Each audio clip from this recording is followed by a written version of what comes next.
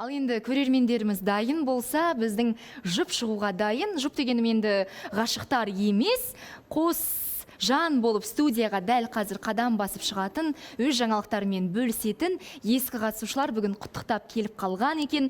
Айтар бар, көрермендерді сағынды, мен білем, көрермендер де осы екі жанды ерекше сағынды. Неге десеңіздер, бірі өткен маусым соңында үлкен жүлдені жеңіп алған қатысушы. Олай болса, студиямыздың төріне екі жанды жұпты шақырайық, келіңіздер.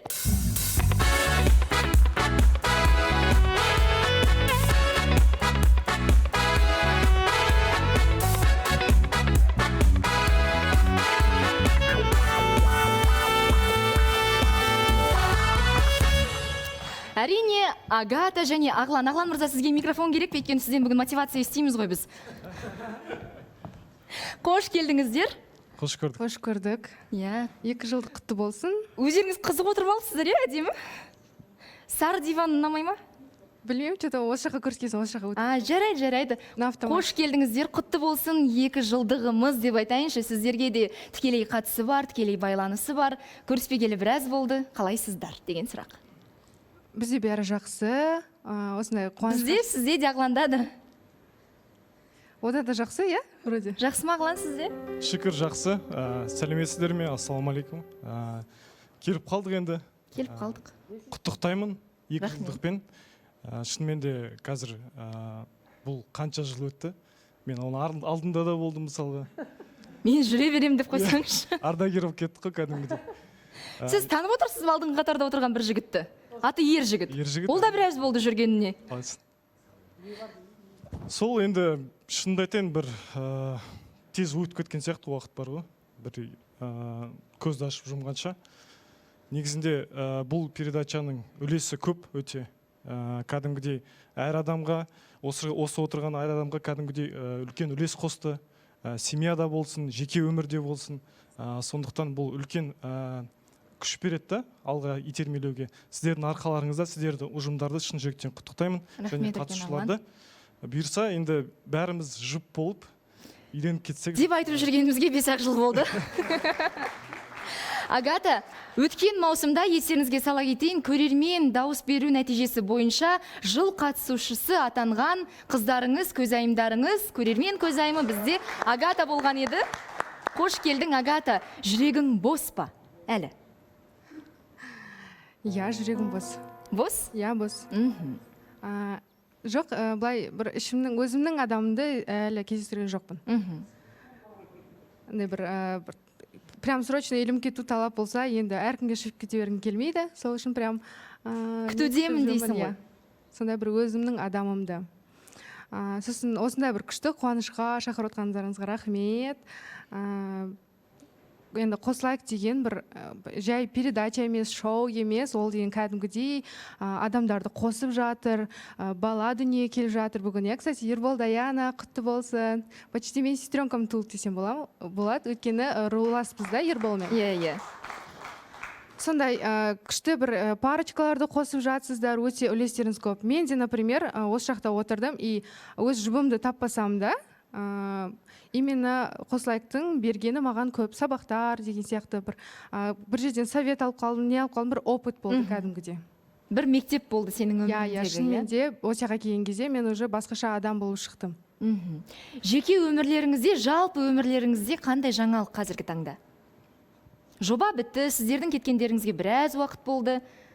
Сол уақыт аралығында бір арақатынас, роман деген болды ма? Әлде қазір, Ағлан, мысалы, бар ма? Негізінде, мен кеткен кезде, білем, жоқ. Жоқ па? Тыныш бізде. Тыныш. Мүмкін осында келетін жарым қайттан. Қалжың ғой. Жоқ негізінде. Күшті. Агата, сізде болмады ма? Жоқ, менде де болған жоқ. Мүмкін қосыла саламыз? Жоқ. Бұл қосылайық. Бізге 2 жыл дегендей.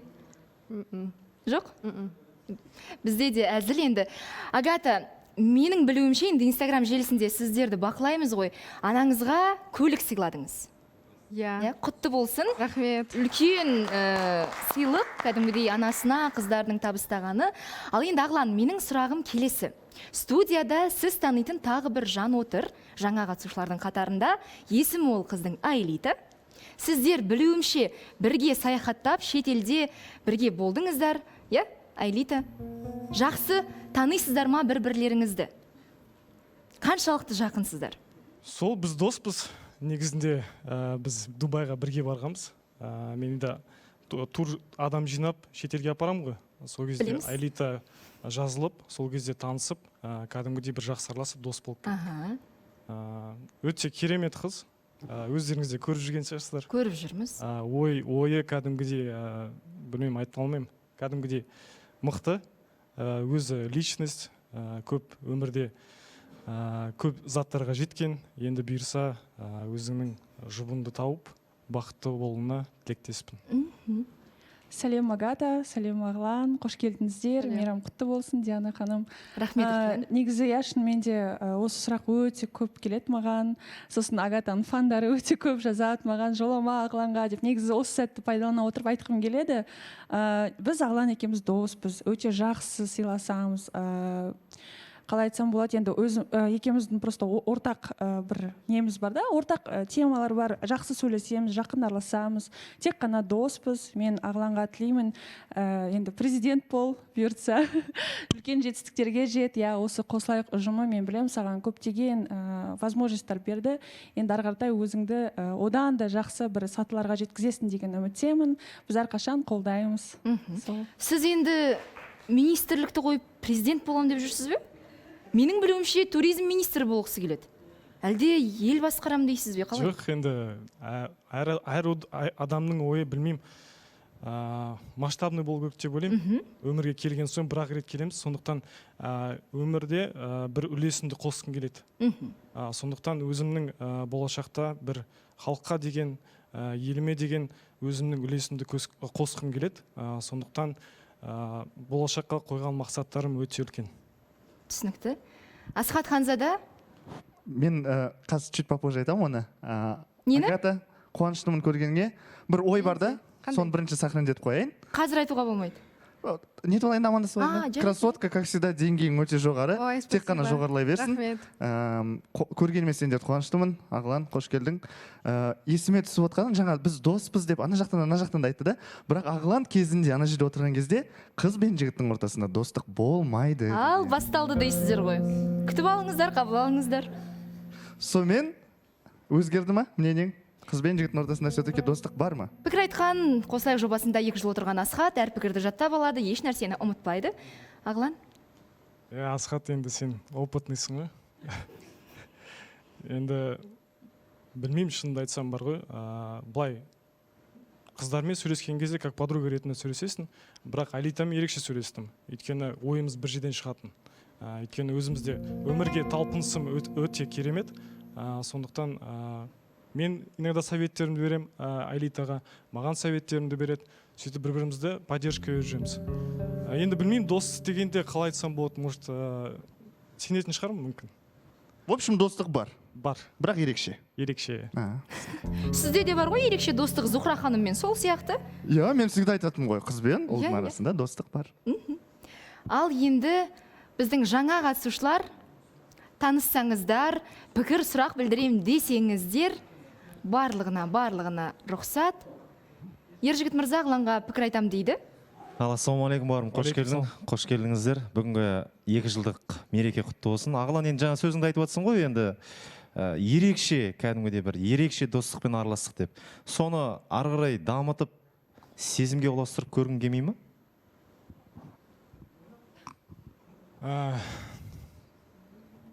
Қиын сұрақ негізі. Қиналмайсыз. Ержігіт, мен ондайға барған жоқпын негізі. Определенный бір уровеньде тұрмын, өзімнің алға қойған мақсаттарым бар, сонымен жүрмін қазір. Нақты сұрақ, ары қарай дамытып көргің келе ме? Достықтан биік кәдімгідей. Білмеймін, Айлитаның өзінің талғамдары бар меніңше. Қойыңыздар, ертең бізге сиқыршы келеді Қазақстанға. Білесіздер, Аэлитаның туған күні ертең ұят болмасын, біз нақты уақыт бергенбіз, және құрметті көрермен, сіздерге айта кетейін, сиқыршы өз уәдесінде тұрып, Қазақстанға қарай Германиядан жол тартты. Ертең тікелей эфирде күтеміз. Бұйырса, міне осындайда сиқырлар орындалады деп айтайыншы. Қосылайық студиясында кім ойлаған, сонау Германиядан қазақ азаматы келіп, ғашық болып, Аэлитаны алып кетем деп жатыр, білмеймін енді. Көреміз. Сұрағым, қош келдіңдер Агата Ағылан, көргенімізге өте қуаныштымыз. Негізі мен бұл сұрақты алдында Ағыланмен кездескен кезде қойып қойғам, бірақ енді барша көпшілікке де қызық болатын шығар. Алдыңғы сезонда бір қызбен сөйлесіп едің, сонымен арақатынасың қалай жалғасты? Ол қызбен дос ретінде қалдық, знакомый ретінде. Ары қарта үлескен жоқ, келіспедік, сөйтіп дос болып қалдық. Бексұлтан мырза. Ассалаумағалейкум, қош келдіңіз. Қош келдіңіз. Енді мына жаңадан бір Ағыланға сұрақ қойып отырмын, мен Агата ханымға сұрақ қойғым келіп тұр. Қандай керемет? Жалпы қыздардың барлық қай-қайсынан болсын сұрамасаң, ол мен адамды тапқан жоқпын дейді, менің адамым емес деген сияқты. Сонда сіздің адамыңыз қандай? Негізі былай үйленген адамдардан мен кезде көбісіне сұраймын да, бір свадьбаға бірінке барған кезде, қонаққа барған кезде бір бола ма бір сигнал сияқты деп айтам. Сосын айтады, шынымен де сезесің өз адамыңды дейді. И мен сол сигналды күтіп жүргендеймін. Уақыт келді, үйлену керек, ерте үйленіп кету керек деген сияқты бір шығып кете салғым келмейді.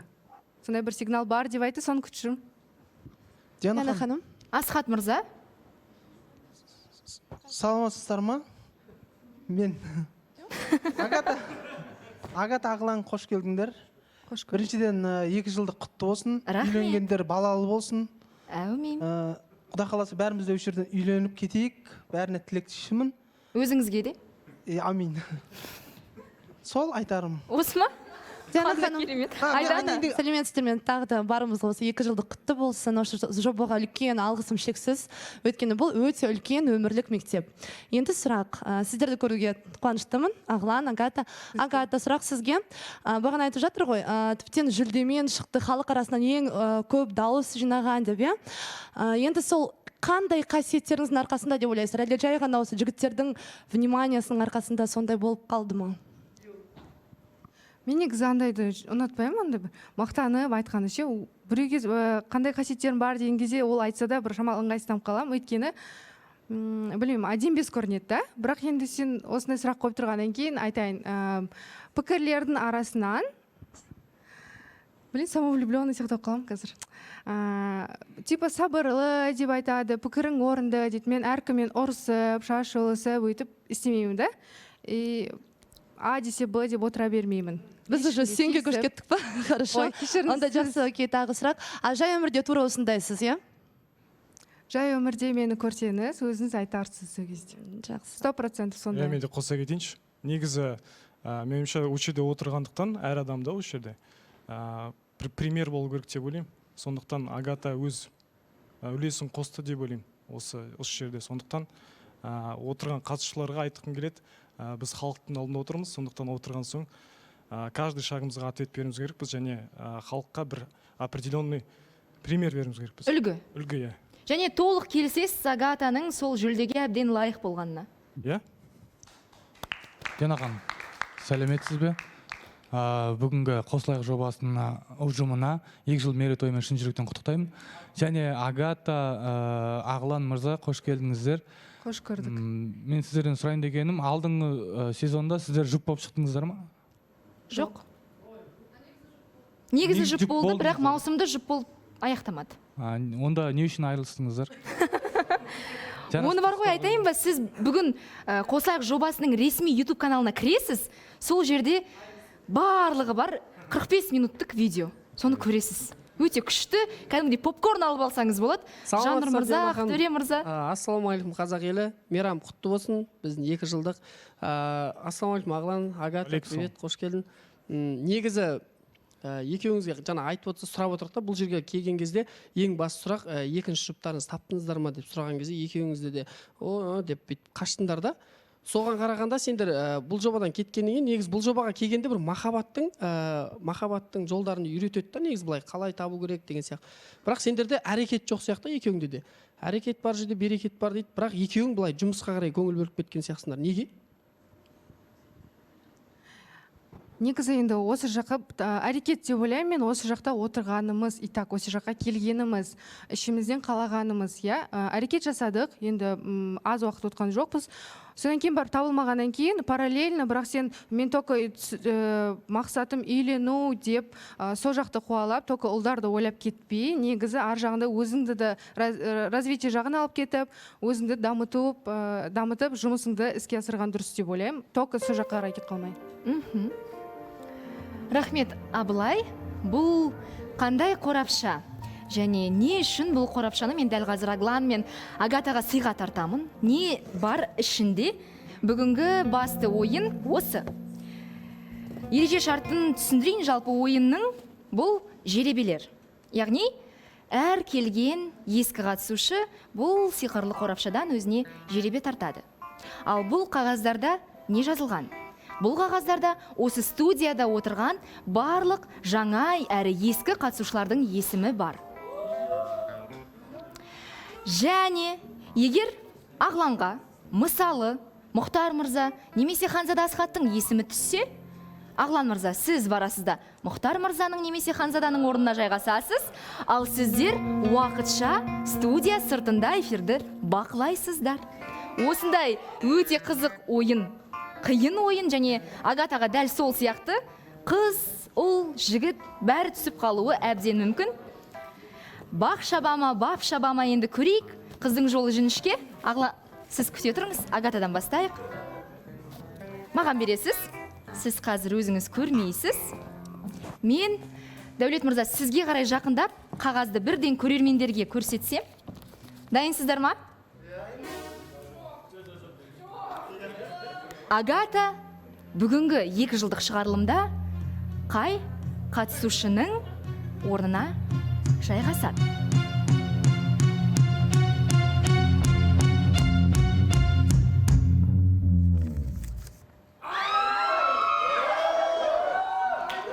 Айнұр дейді. Барлық әділ. Мен өзімде сіздермен бірге көрдім. Тіпті бәлкім қара көйлектің әсері шығар, екеуіңіз де бүгін қара киіп келіпсіздер. Айнұр, не айтасыз? Бармаймын, Диана ханым. Орнымды бермеймін дейсіз ғой? Бермеймін, алып кетсем өзімен бірге столымды. Просто былай тұрасыз. Диана ханым, мен кете алмаймын ғой. Кете алмайсыз ба? Мұхтар қалай жалғыз отырады? Ол менсіз отыра алмайды ғой. Онда Ағлан Мұхтарды таңдасын ба? Жоқ. Бірдеңке айтып кетейінші, Диана ханым.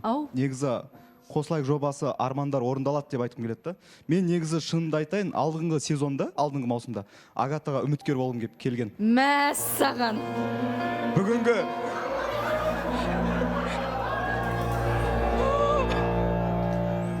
Мен походу шыға берейін ғой деймін. Есік қай жерде дейсіз ғой, Айнұр? Шығатын есік қай жерде негізі? Мен ойлағам ғой, жоқ, Диана ханым, біз танысып жүрміз, Айнұр отыра берсін, студиядан мен ақ шығып кетейін деп айтама десем, жігітіміз риза, мен Агатамен отырам дейді. Жоқ, сізге қалай түсіндірсем болады? Бұны енді еш қалай түсіндіре алмайсыз ау?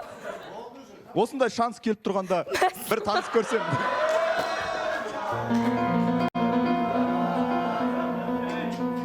Мұхтар, таныстық тоқтап қалады деп ойламайсың ба? Қазір оны мүлдем ойлап отырған жоқ сияқты, Айнұр. Менің жүрегім әрқашан сен деп соғып тұрады ғой, просто Агатамен может дос ретінде сырласып деген сияқты. Алдаңызшы бізді, Мұхтар мырза. Не істейміз енді, Айнұр? Столымды алып кете берейін. Бірақ отырмайды ешкім. Амал қанша, амал нешік. Қонақтарды сыйлайық, бүгін қонақ күтетін күн. Ал сіздер студия сыртында Назгүл тәтенің кафесінде шай ішесіздер, халей жейсіздер, е? Агата, пікір айтуға дайындалыңыз, 4 сағат бұл орындық енді бүгін сіздікі. Ал, қарсы алыңыздар.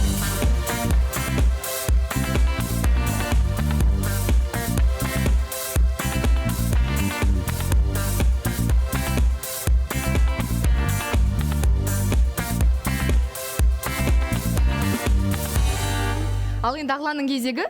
Мұхтар мырза риза, арманы орындалды, езуі екі жақта. Мұхтар мырза, байқаңыз. Агата бүгін кетеді, Айнұр әлі отырады. Бірақ сонда да қуанышты болып тұрмын Агата бүгін отырғанымда. Ал Ағлан, қарамаймыз, бірден маған береміз. Ал, асықпаймыз, мен асықпай қорапшаны орнына қояйын. Ал, мен қарамайым, тек қана бірінші әрібі. Бірінші әрібі көрінбеді, бір сызығы көрінді.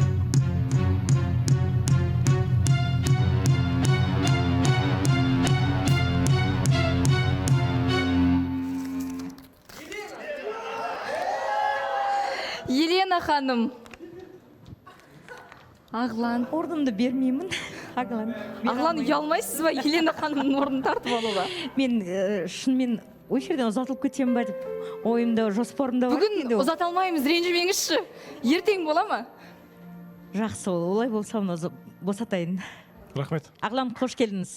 Жаным, Елена ханым, көп-көп рахмет. Ағлан, жайғасыңыз, орын бүгін сіздікі. Диана ханым.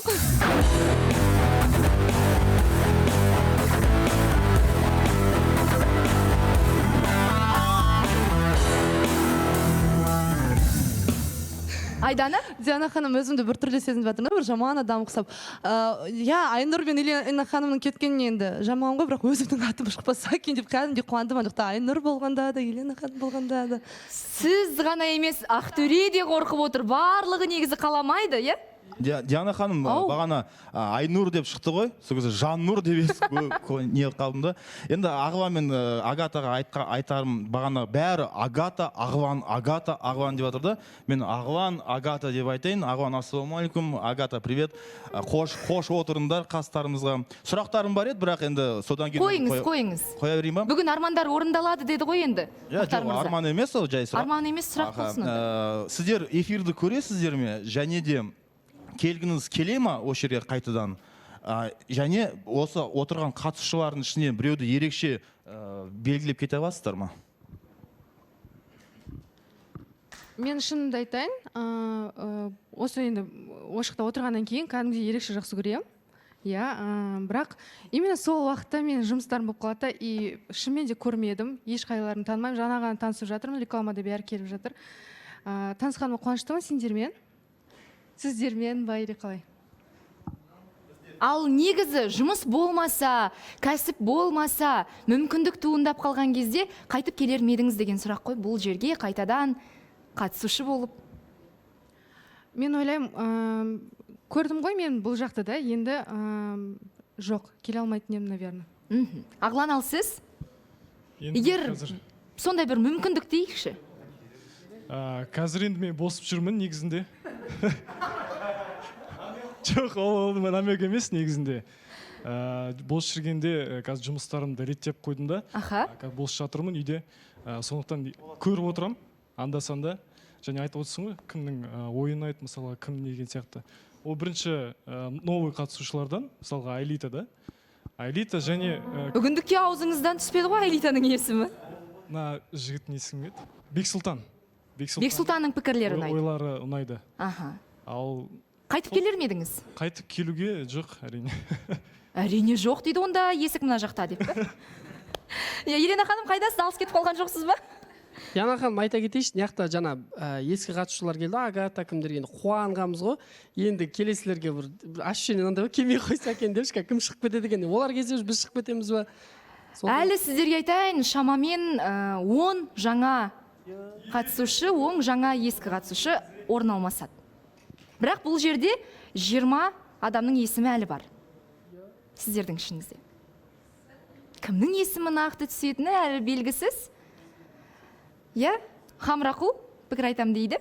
Рахмет, Диана ханым, жаңа не таңдап атқан кезде караоке ішінде ойланып қаласың ғой, мен әлі жаңағыдай мейраммен құттықтаған жоқпын, не бір сөйлеген жоқпын, сөйлемей шығып кетем ба деп. Сондықтан Диана ханым, Қослайық жобасының 2 жылдық мерекесімен шын жүректен құттықтаймын. Мына жерде әрбір отқан қатысушылар өзінің теңін тауып, өзінің жарын тауып, үйленіп тұрмысқа шығып кетсін, соған тілектеспіз. Біз де мысалы 2 маусым келіп отырық қой.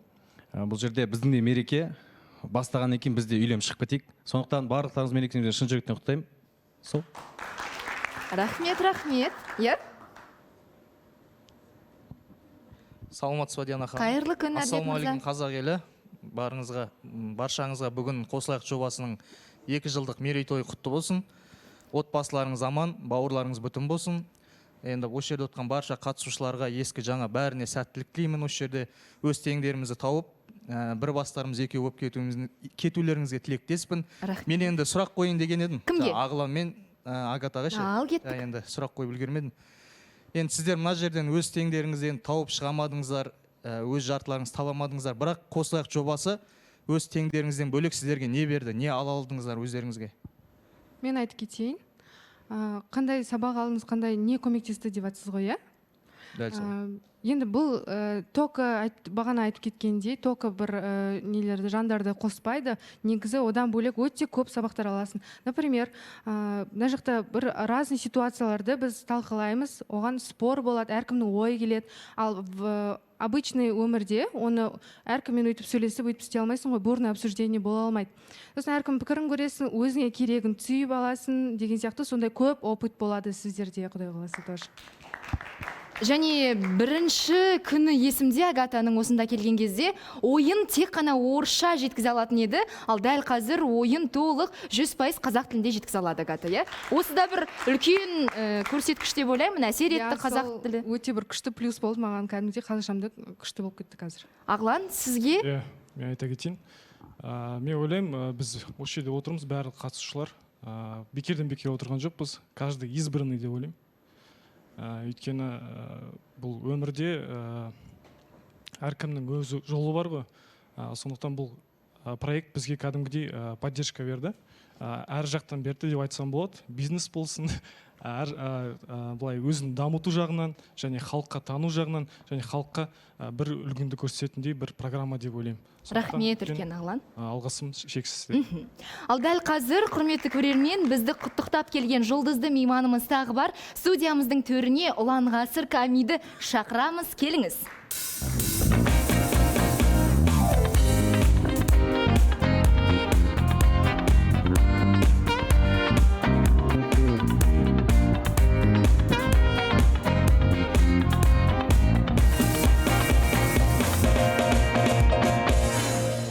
Ұлан Ғасыр. Қош көрдік. Біздің 2 жылдығымыз құтты болсын. Рахмет. Құтты болсын. Сіздерге арнап табам нәтті әнімді алып келдім. Қандай ән? Табамын. Табамын.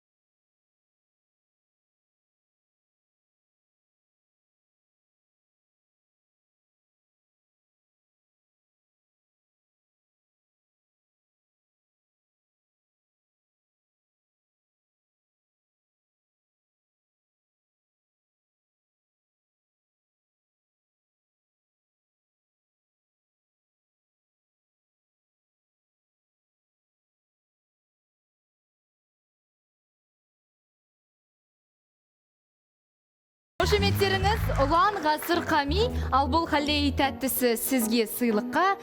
Келін іздей жүріп тәттіні жеуді ұмытпаңыз. Рахмет. Хит әндеріңіз көп болсын, келгеніңізге мың алғыс.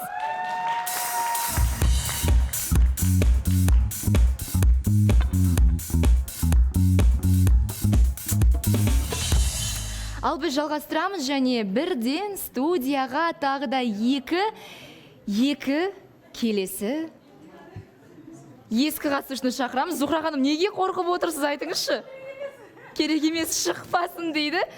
Енді әділ болады, барлығы ешкімді бүгін қорғай алмаймыз, иммунитет жоқ. Сондықтан студиямыздың төріне тағы да екі жан келсін, қарсы алуға дайынбыз.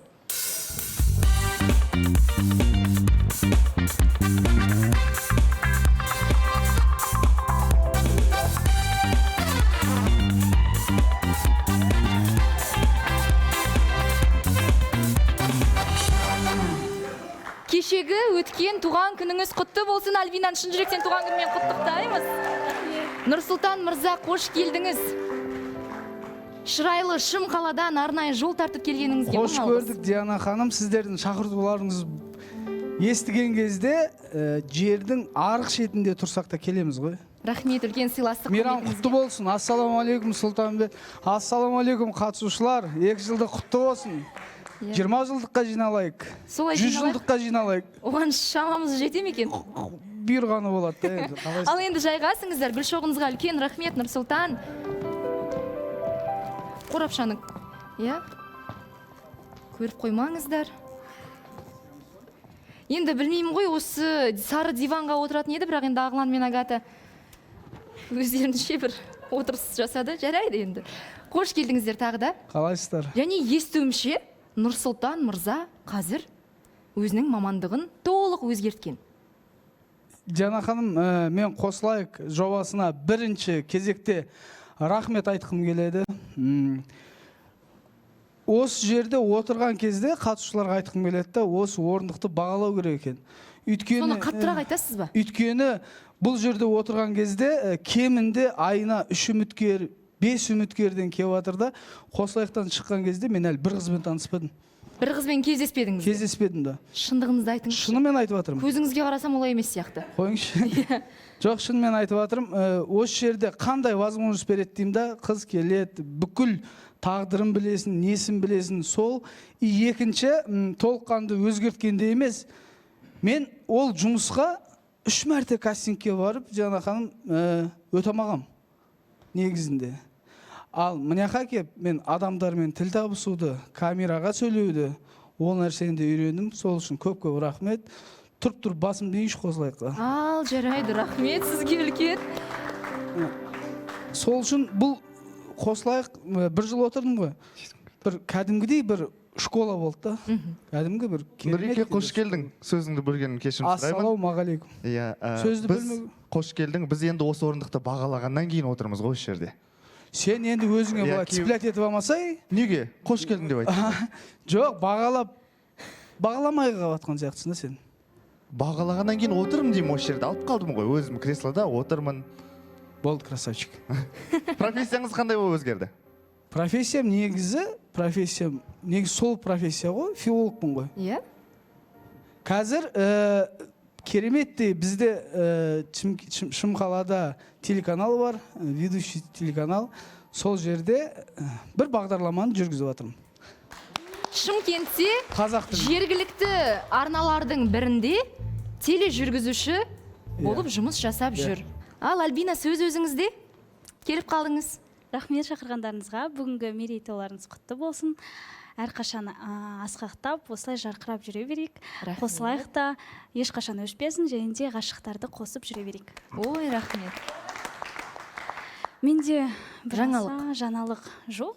Сол қалай жоқ? Біз естідік, кәдімгідей Альбина өзінің бір сүйіктісін, ғашығын тап. Нұрсұлтан, сіз естідіңіз ғой? Мен біраз нәрсе естім негізі. Біраз? Соның ішінде не бар? Біраз нәрсе айтпай отыр ғой. Тыныш деп. Күйеуге шығайын деп жатыр. Енді білесіздер ғой, ең бірінші арманым, мақсатым дейікші күйеуге шығу ғой. Бірақ бұйырмай жатыр.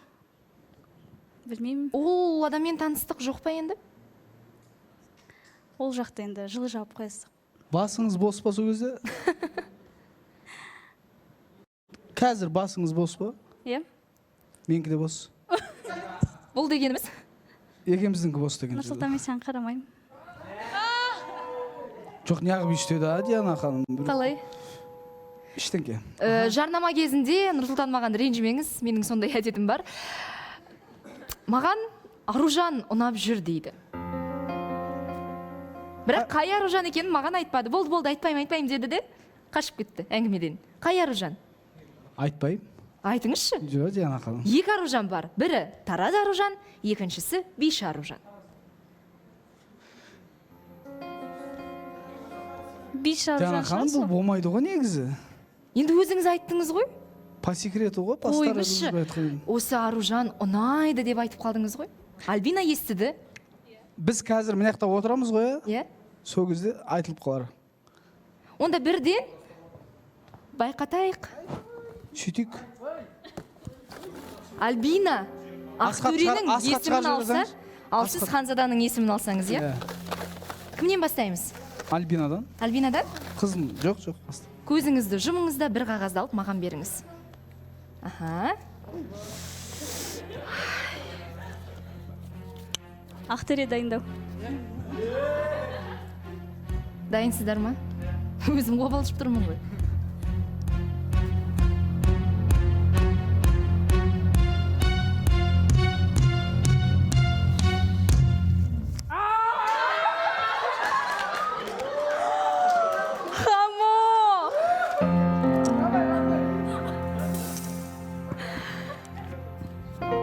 Енді біз бөліп жара алмаймыз. Ескі жаңа қатысушы барлығының есімі бірдей, сондықтан I'm sorry. Жоқ, Диана ханым, мен шыға алмаймын мен. Қазір мен бұл жерден шығып кететін болсам, Нұрсұлтан мен шығып кеткенін пайдаланып отырып, үшінші адам болып кетемін деп қорқып отырмын. Аружанға. Аха. Лучше біліп шығып кетсем оңай ма хотя бы? Сыртта телефонмен көре берсей. Онда сыртта сен күтіп аламын. Ютубтан. Егер мына жаққа қарай жүгіретін болса, күтіп аламын сырттан, Диана ханым. Қамырақлы өмір ғой енді. Альбина, сіз жайғасыңыз.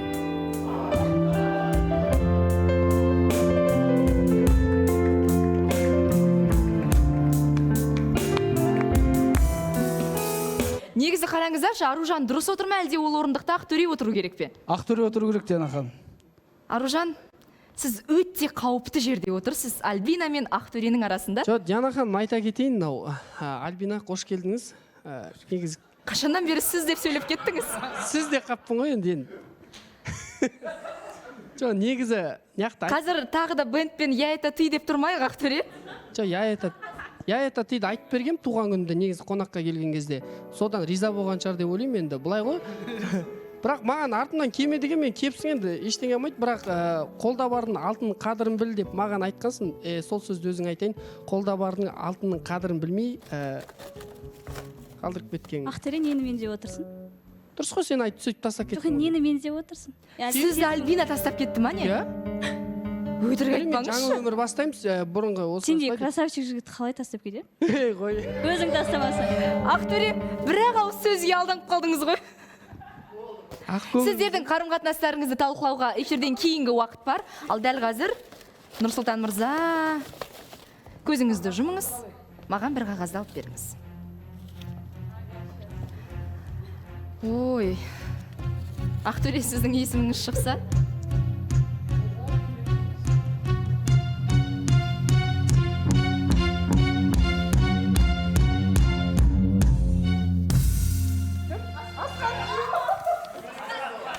Асқат. Қап әтсеген ай қының орнында қ болған кезде ғой. Белгі Қоңырат дейді.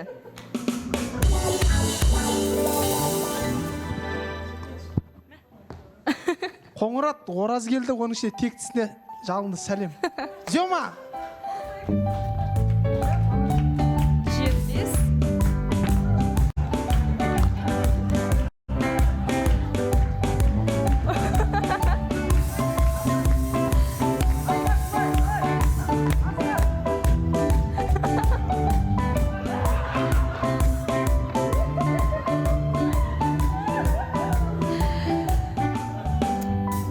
Асхат мырза мені түсіретін камераны құлатып кете ме деп қорқып қалдым ғой кәдімгідей.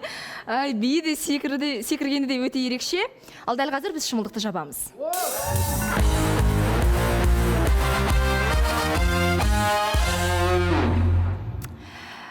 Ендігі бір қызықты айтайын, үміткер бүгін келген ескі қатысушыларға, осы жерде отырған жаңа қатысушыларға да келуі әбден мүмкін. Біз ол жағдайды да қарастырдық. Сондықтан, егер үміткер сыртқа шығып кеткен қатысушыны таңдаса, біз қайтып студияға шақырамыз. Бірақ дәл қазіргі таңдау осы студияда отырған бір жанға түсті. Үміткер бізде Айданаға келді.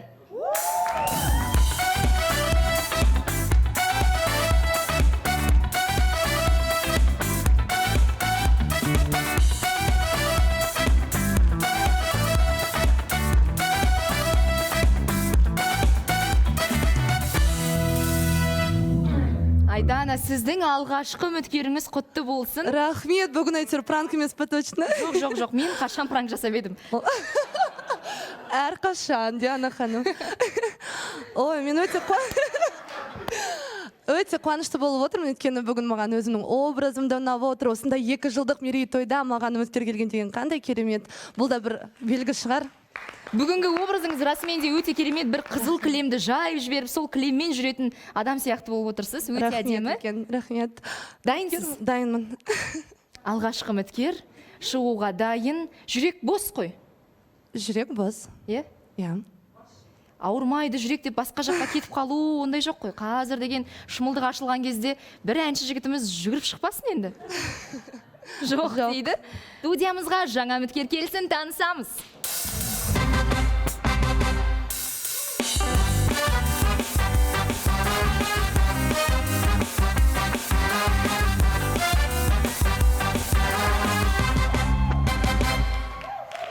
Қош келдіңіз. Ассалаумағалейкум, құрметті қауым. Армысыз? Қосылайық. Енді сіздерді мейрамдарыңызға құттықтап қояйын. Рахмет. Құтты болсын мейрамдарыңыз. Есіміңізді сұрасақ? Мейрам болады есім. Мейрам? Бүгін мейрамда келіп қалған. Сол аяқ астына келіп қалдық, сол өте қуаныштымын. Не деген сәйкестік? Мейрам мырза, жасыңыз? 31-де. 31-де? Иә. Болады, иә, кешегі талаптар бойынша? Иә. Қай жақтансыз Мейрам мырза? Мен Қарағанды облысы жағынан боламын. Сол Айдана ханымды сол 1-2 рет көріп, Инстаграмда көріп, былай қарап. Ұнады, жалпы ұнады. Орысша айта берсем бола ма кішкене? Орыс мектебінде оқығасын енді. Иә. Қазақша қиналып отырмын, қобалжып кішкене. Қобалжымаңыз, барлығы дұрыс. Сол Айдана сол по Инстаграму видел, ну, позитивная такая, милая, приятная, в общем, энергичная. Ну, в общем, только одни... Харизматичная. Да. В общем, много что можно говорить. Амандасым болады ма? Иә, әрине. Сәлеметсіз бе, Мейрам, қош келдіңіз. Сәлеметсіздер, Майдана. Айбетпен қобалжыптым кіші, сізбе амандаспай кетсіз. Сіз қобалжымаңыз. Бұл жерде мен де қобалжып жатырмын, өйткені сіз менің алғашқы үміткеріміз, сіз қобалжымаңыз. Мейрам, сіз Қарағандыдан дедіңіз, иә? Иә, Қарағанды облысы жағынан боламын. Жаңа комплименттер айтып жаттыңыз, үлкен рахмет. Мені таңдағаныңыз үшін үлкен рахмет. Мейрам, енді сізге сұрақ, сіз 31 жастамыз дедіңіз, иә? Иә. Осы жасқа дейін сіз үйленгенсіз ба, ажырасқансыз ба? Иә, ажырасқанмын, 24 жасымда үйленгем. Сол 1 жылдай тұрдық. Болмады енді кішкене, болып тұрады ғой енді осындай жағдайлар. Одан кейін енді мүмкіндік болды үйленуге, бірақ ойладым енді бір енді үйленсе, нақты бір үйлену керек енді. До конца дейді ғой енді. Сонда бірінші рет сонда нақты бір үйленген жоқсыз да? Болмады, кішкене болмады енді. Может, жас болдым ба, мүмкін... Қанша жасыңызда? 24 жасымда. 24-те? Любовь дейді ғой енді, кішкене, может... Жоқ, на что бізде жігіттер айтады, 24 жас деген ол ерте емес, 19-20 жаста үйленсеңіздер де болады деп жатады. Сонда сіздің ойыңызша 24 жас деген ол ерте үйленуге ер азамат? Жоқ, ерекше емес, кішкене азық қойдым ба, мүмкін любовь сфера взгляда дейді ғой, кішкене сондай болып қалды ма, кішкене сол. Сонда сіз көресіз де сразу ғашық болып қала бересіз? Жоқ, аяқ астынан сондай болып қалды. Сол кезде, қазір енді осы бірге келіп жатырмыз ғой енді, қазір ондай емес енді кішкене. Жақсы, Мейрам, тағы сұрағым бар еді. Сіз Қарағандыдан келдіңіз бүгін, әлде сіз Алматы қаласында тұрасыз ба? Алматы қаласында тұрамын қазір уақытта. Қай жерде тұрасыз? Өз пәтеріңіз ба әлде жалдайсыз ба? Өз пәтер емес, осы жер алғам. Осы Медеуский районынан жер алып, сол үй салып жатырмын. О, молодец. Іске сәт. Рахмет. Балаларыңыз жоқ қой, да? Балалар жоқ. Жұмыс істейсіз бе? Жұмыс қазір енді шықтым, где-то сол стройкамен айналысып, өзім жалғыз болғасын, кішкене туыстарым бәрі Астанада, Қарағандыда, Ошақта жалғызбын. Сол өзім үйді салып, өзім жұмыс істеп, сол арасында енді жұмысқа енді нақты енді кірістім. Енді жұмыс істеп жатырмын. Аха, жақсы. Және де сіз негізі, получается, мамандығыңыз сізде? Мамандық болғанда мен 9 сынып бітіргем негізі. Әжем қолында өскесін, кішкене болып тұрады ғой, енді ауылда өскесін, жағдай болмады оқитын жағдай болмады. Сосын жағдай болған кезде, Астанада жұмыс істеген кезде, уже сонда оқуға желание, стремление болмады енді қазір. Сондай уақыт қой енді. Тек қана жұмыс істеу керек енді. Диплом алсаң да көбісінде дипломдар жатады ғой, жастықтың астына дегенде, төсектің астына дегенде кішкене сол. Енді желание болмады оқитын. Мейрам, бұнымен келіспеймін, өйткені менің ойымша жоғары білім алу керек әрқайсымыз. Мен әрқашанда сол үшін әрқашанда қолдаймын. Өйткені менің ойымша жоғары оқу білім орнын бітірген адам бәрібір де енді ересек кезінде адамдармен қалай араласу керек. Жаңағы бізге тәлім беріп жүретін ұстаздармен араласу керек. Ол өмірге деген бір сондай бір мектеп болып келеді да. Енді қазір алдағы уақытта сіз негізі бір оқуды меңгеріп алам деген ойыңыз жоқ па? Бар негізі. Қандай? Ағылшынша тілін ойлап отырмын. Сол ағылшынша тілін жаттап, кішкене ой бар, не шетелге кетіп қалатын ой бар да. Бүгін ағылшын дұрыс келген екен, сізге дұрыс жолын көрсетеді бүгін шетелге кетудің. Негізі сіз саяхаттауды жақсы көресіз ба? Қай елде болдыңыз? Жақсы көремін. Қай елде болғанда қазір уақытқа дейін бара алмадым. Кішкене сол стремление болды, стимул болды. Бір жер алып, үй салып дегенде оған жеттім енді, Аллаға шүкір жеттім. Енді келесі жыл енді в планах енді бір 4-5 мемлекетке бару негізі. Саяхатта бастау келесі жылы. Жақсы. Сіздің маған сұрақтарыңыз жоқ па? Сізге ме? Білмеймін енді, көре жатармыз, походу енді бір-біріміз көріп енді сұрақтар. Қазір айта алмаймын енді, сізді көрмегесін енді бұлай бетперде тұрғасы кішкене... Бетперде дегеннен шымылдық деген дұрыс болар, өйткені бетперде дегеніміз маска ғой, басқаша түсініп қалса. Бетпердеңіз болса жаман екен. Профессиональные средства Протефикс – это экстрасильная фиксация для всех типов зубных протезов. Немецкое качество по отличной цене. Спрашивайте в аптеках города. Лита, бірінші сұрақ сізден болсын құрбыңызға, құрбыңыздың үміткеріне. Рахмет, Яна ханым. Мейрам мырза, қош келдіңіз. Мен түсінбей қалдым ба, естімей қалдым ба? Сіз қазір нақты немен айналысасыз? Кәсібіңіз қандай? Кәсіп көбісі білетін шығар енді, электрик сантехник деген жұмыс бар. Сол өте жақсы жұмыс екен. Өзіме ұнайды, кішкентай кезімнен сондай жақсы көремін да, бірдеңке істеу, сол тоқ жағынан жақсы көремін. Енді осы где-то бір айдай болып қалды, сонымен айналысып жатырмын енді. Жана ханым, бола ма? Нұрсұлтан мырза. Сіз көрмей отырсыз ғой. Сұрақ қойсам бола ма? Қош келдіңіз, ассалаумағалейкум. Уағалейкум мен сұрағым Айданаға. Өткен жәлде 9-ды бітірдім деді, эмоцияны бір беріп қойды. Түрі басқаша болып кетті. Сіздің өзіңіздің фирмалық сөзіңіз бар еді ғой? Чөза реакция ғой. Сондай болды ма? Реакциясы кәдімгідей өзгерді. 9-ды бітірдім деді. Одан кейін жұмыс жайлы айтқан кезде, одан кейін вообще өзгерді реакциясы. Енді сіз Айдана ханым айтып жатсыз, дипломы бар адаммен дипломы жоқ адамның сол кезде айырмашылығы бар ма не? Тот выше, анау ниже бола ма сол кезде? Менің ойымша, дипломы бар адам бір саты жоғары тұрады. Тағы да қайталап айтамын, дипломсыз-ақ дипломы бар адам жоғары жұмыс істей алады, и дипломы бар адамда да көп ақша таба алады. Ол оған байланысты емес, ол неге байланысты? Окружающий средаға байланысты. Мысалға, оқымады ол, а бірақ Турцияда, Дубайда барып стажировка көрді. Какая разница, ол жоғары оқуды бітірді или круг общения, сондай общение ұстап кетті. Сіз қазір айтқыңыз келіп жатқаны грамотный болады сол кезде, иә? Кішкене бәрібір де тоқыған адамның алдында мен әрқашанда кез келген есік ашылады. Заочно оқығанның өзінде біз қазір 21 ғасырда өмір сүріп жатырмыз. Сондықтан да әрқайсымыздың қазіргі таңда білім алуға, жоғары оқу білімін орнын бітіруге әрқайсымыздың мүмкіншілігіміз бар. Оны ата-ана бала енді туылғаннан бастап негізі ойлауы қажет. Өйткені заманның талабы сол. Сіз өзіңіз бітіргенсіз ба? Иә, мен бітіргенмін. Мен магистр экономических наук. Мамандық бойынша жұмыс жасайсыз ба? Жұмыс жасадым, иә. Қазір неге жасамайсыз? Өткен айттым ғой, мен көп Сіз магистратураны бітіріпсіз. Сіз сұрақ қояды екенсіз де, өзіңіз ары қарай жалғастыра береді екенсіз. Сұрағыңызға жауап берсем болады ма, Нұрсұлтан? Диана ханым, мен айтайыншы. Жауап берейінші. Жауап берсін, е, алдымен.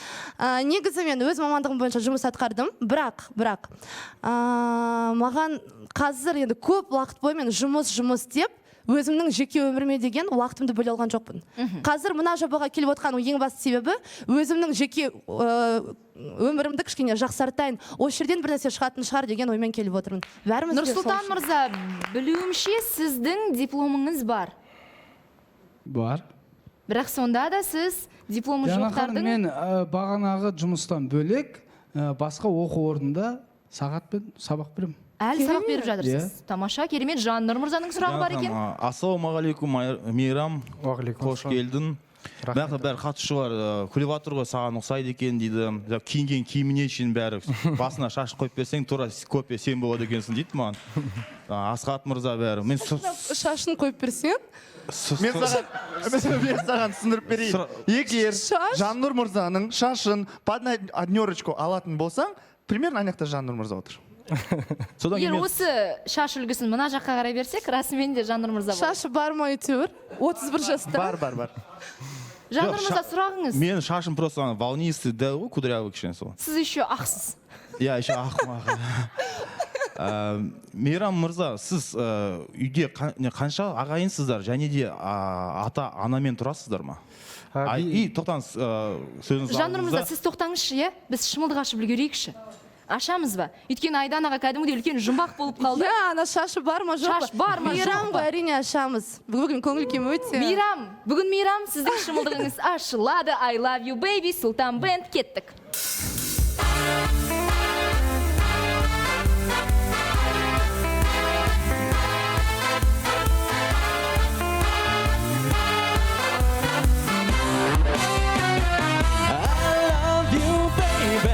Жанымды тербеші, need you baby, қасымнан кетпеші, love you baby, сөзіме детсенші.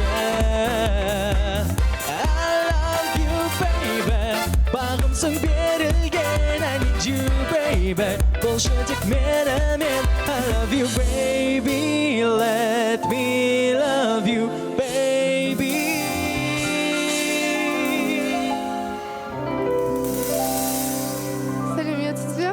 Мейрам, шашы жоқ, өтірік алдадыңыз. Жаннұр мырза. Диана ханым, айтып кетейін, үйде қанша ағайынсыздар және де ата-анамен тұрасыздар ма? И Айданаға сұрақ, бір айтқаным бар еді, егер адам ұнаса, талаптарымды сырып тастаймын, ата-енемен тұруға дайынмын деп айтқансың. Соны бағана жарнамада да сөйлесіп жатырмыз, вроде жақсы жігіт, ұнап жатыр деп айтып жатсың. Сол ары қаратай ұнап кетсе саған, сол кезде талабыңды сырып тастайсың ба? Ассалаумалейкум. 5 ағайындымыз, Данари 5 ағайындымыз, бір қыз, 4 ұлмыз. Сол ата-енемен, әке-шешеммен тұрмаймын. Кішкентай кезімнен 9 айлығымда әжем алып кеткен өзіне. Әжем қолында өскенмін ғой негізі. Сондықтан қазір әжем бір қайтыс болды, 97 жасында кетті сол. Барлықтарына сол 97 жас тілеймін. Сол ауырмаңыздар, ең бастысы. Сол әжем қолында өскесін, әжем қолында болғасын, енді мамам бөлек тұрғасын, бөлек тұрып жатыр, сол қазір тұрып жатқан жоқпыз енді. Будучи енді білмеймін, енді Алматы көшіп келем десе, енді сондай желание болса, пожеланиясы болса, қасымда тұрады енді. Енді көреміз ол будущем енді, пока под большим вопросами. Мына жерде сұрақ қойып кетші. Сіз білесіз ғой, менің профайлымды көрдіңіз ба? Иә. Ол жерде мен ата-енемен тұрмаймын деген едім. Ну енді көре жатармыз енді қазір бірден. Диана ханым, мен айтайыншы? Диана ханым, мен сұрағыма жауап бермеді ғой Айдана. Сіздің сұрағыңыз қандай еді? Адам ұнап жатса, мен ата-енемен тұрамын деген. Ұнату үшін мен адаммен танысып көруім қажет. сол мен түсіндірейінші соны. Негізі бар ғой, айтып жатыр ғой, ата енеммен тұрмаймын дейді. Егер тұратын болсам, адам ұнап жатса талабымды сұрам дейді. Енді адам деген, Айдана саған айтайын, адам деген үйленген кезде ұнатып үйленесің ғой сен, в любом случае. Ұнамайтын адамға үйленбейсің ғой. Сондықтан бұл талаптың жөні жоқ деп ойлаймын бұл жерге қоюдың. Потому что сен в любом случае үйленетін адамыңа жақсы көріп үйленесің. Значит, оның әке-шешесі болса, значит, онымен тұруға келісесің деген сөз, иә? Зухра, былай жауап беріп кетейін. Негізінен, ол дұрыс қой, ұнататын адамың үшін көп деген енді біз енді жертвенныйбыз ғой қыздар. Бірақ менің ол талам ретінде тұра берсін. Өйткені менің болашақ жарым білсін, мен ата-енемен тұрғым келмейді. Мен негізінен өзім 28 жасқа келетін болғандықтан мен ойлаймын, жеке тұрсақ екен деген ой ғой. Ары қарай не болатынын білмейді. Ешқайсымыз білмейміз. Ал неге тұрғыңыз келмейді ата-ана? Енеңіз мысалға современный прям чикса болса, сізден өтіп кеткен. Сізден де андай не істеп шетелдерде гулять етіп жүрген сондай бір. Чикса ене деген ұғымды бірінші рет естуі. Енді андай современный да, қазір ене дегенде бізде қалай қалыптасып кеткен жаңа ханым строгий. Соны сіз түсіндіресіз міндетті түрде, бірақ дәл қазір мен сұрақ қойғым келіп тұр. Айдана, сырласу бөлмесіне барып танысып қайтуға қалай қарайсыз? Халей бар, шай бар. Халей, шай деген күшті екен. Бірақ Диана ханым мына жерде былай айта кетейінші. Негізі мен кітаптар көп оқимын ғой. 20 мен 30 жас аралығы деген бір кітап бар. Сол жерде айтылғанда, осы 20 мен 30 жас аралығында егерде адам өз-өзін тауып үлгермесе, егерде өзінің болашақ мамандығын таба алмаса, егерде өзіндік бір нық тұрмаса, ол адам ары қарай жаңағы қаңқасын сол кезде қалайды деген. Мен үшін Мейрам өте керемет жігіт, бірақ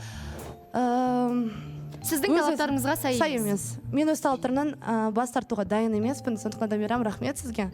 Танысқаныма қуаныштымын, бірақ көп рахметімізді білдіре отырып, сізге бақыт тілейміз, аман болыңыз, үйіңізді аман есен салып бітуіңізге тілектеспіз. Сол үйге өзіңіздің болашақ жарыңызбен. Өте қуаныштымын келгеніне. Біз де қуаныштымыз. Бақытты болыңыз, сау болыңыз. Диана ханым, мына жақта гүл керек еді, гүл. Гүл? Да, гүл болса Айдана қабылдайтын еді.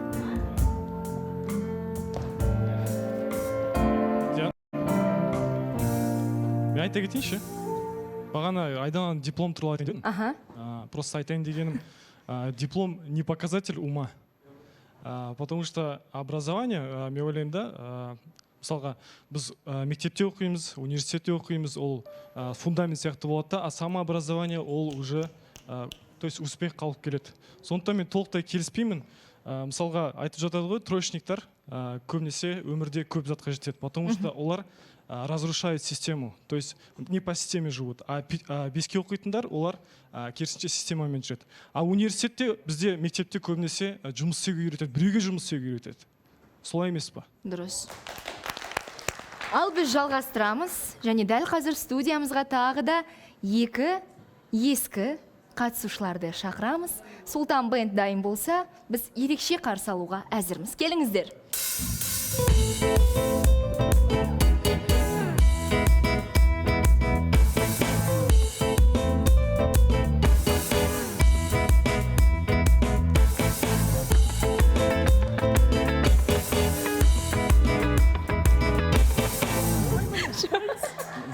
Рахмет үлкен. Және бірден өтініш қолқа салсам, сол әнді Султан бенд рұқсат болса, қалайша Санжар келген кезде бұл әнді естімейміз. Ал Санжар, жоқ ана микрофонмен.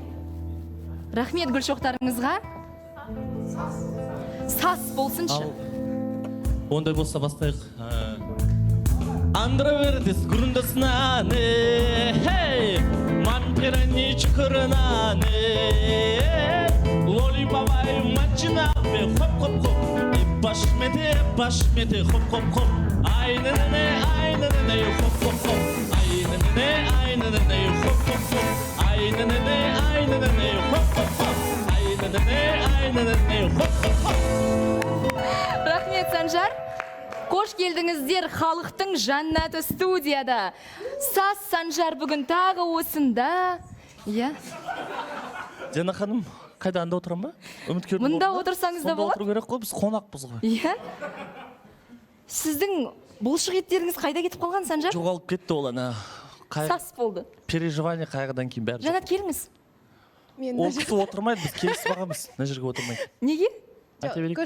Қош көрдік Диана ханым, кішкене қобалжу бар. Негізі бағана эфирден сырт мен айтамын ғой, бүйтіп қараймын да, қай жақтан мен арық көрінемін, мына жақтан ба деймін ғой. Соны уайымдап, Санжар айтады, мына жақта отыра бер, кішкене арық көрінесің. Мерекелі аға, келісіп алайықшы, мына жерге Жанат жайғаса, арық етіп түсіріңізші, иә? Келісімін берді, басын изеді, Жанат келіңіз.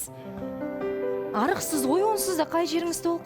Жоқ, негізі мен кішкене толғам. Қанша келі? Бар. 7? 5 килограмм толғам. 5 килограмм толғам. 9 сияқты. Қалай мен қосылайық жобасынан кеттім, бір 4 тамақ жей бастадым дейсіз ғой. 4-5 айдан кейін кішкене толдым. Толғаным бар. Былай көрініп тұрған шығар, енді бізге де сөз беретін шығарсыз. Қайырлы күн қатысушылар, қайырлы күн редакция, қайырлы күн Сұлтан бенд.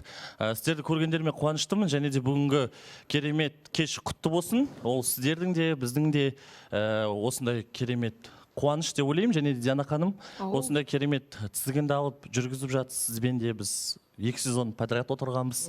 Сізді көріп мен де қуанып жатырмын. 2 ай ортаға салып көріп жатырмын. Барлықтарыңызды құттықтаймын шын жүректен. Айтыңызшы соны микрофонға. Мына жақта Санжар бір нәрсе айтамын деді. Жаңағы Что-то деймін да, бүгін мереке қуаныш қой деп, андай от души бәрі шапалақ, не құтты болсын десем, слабо болып отырсың, Дианаға айтып отырмын, адамдар шапалақтап не қуанышты емес деп ше. Өйтіп айтпадыңыз ғой. Микрофонды былай алып тастады. Диана ханым неге мұнда бәрі ұйықтап отыр дейді. Иә, шынымен де солай болған. Жоқ, сіздің бұлшық еттеріңіз қайда кетті? Жоқ, ол айтты ғой жаңа ғана. Ол определенный бір уақытта қазір қолымыз мүлдем тиіп жүрген жоқ. Бірақ аптасына енді бір-ақ рет қазір барып жүрмін. Керемет жаңалықтармен кейін бөлісемін.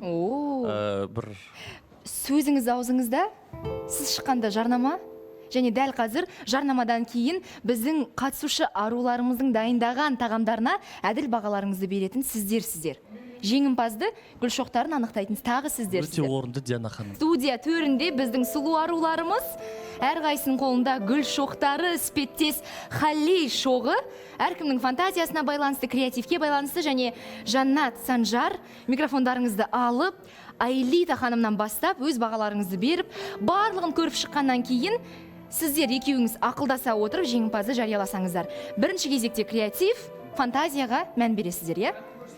Өте орынды. Сыбайлас жемқорлыққа Санжар жол жоқ. Білмеймін, Диана ханым кімді меңзеп тұрсыз, бірақ менің ойымдағы сұрақ дәмін көруге бола ма? Әрине болады. Бірақ Жанатқа болмайды.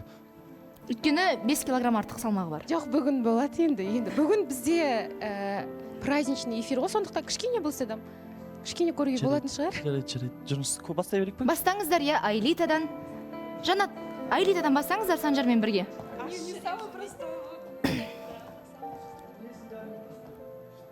Санжар күн патшаның жанында ұзақ тұратын сияқты, бірақ арқа қытырлату жоғынан.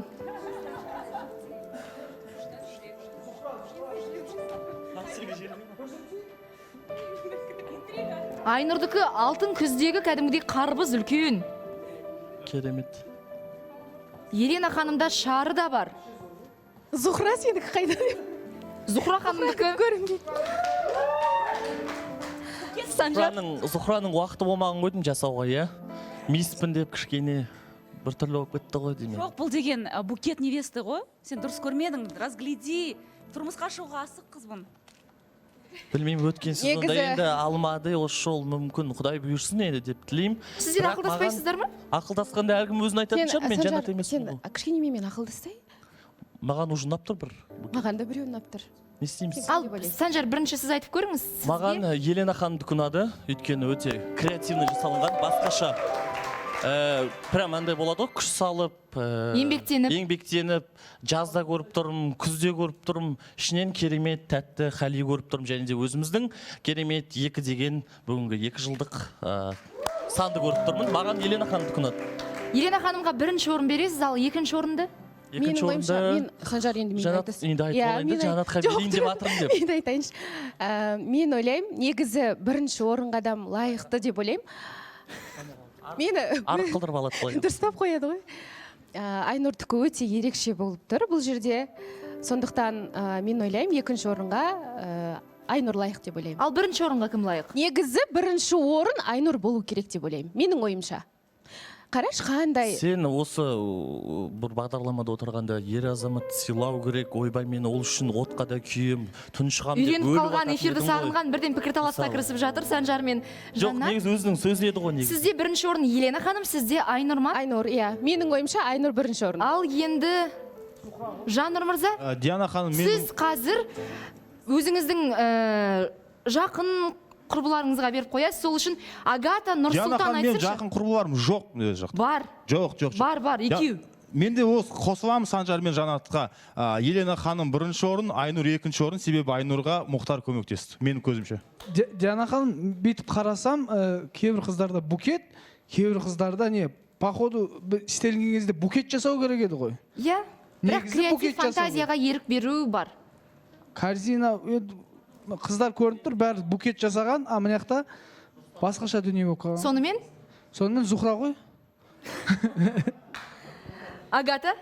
Мен ойлаймын, Елена ханымдікі креативный болып, екі деп еще осыған прям сәйкес болып. Өйткені шарды сізден алған жоқ па? Жоқ. Альбина Ағлан.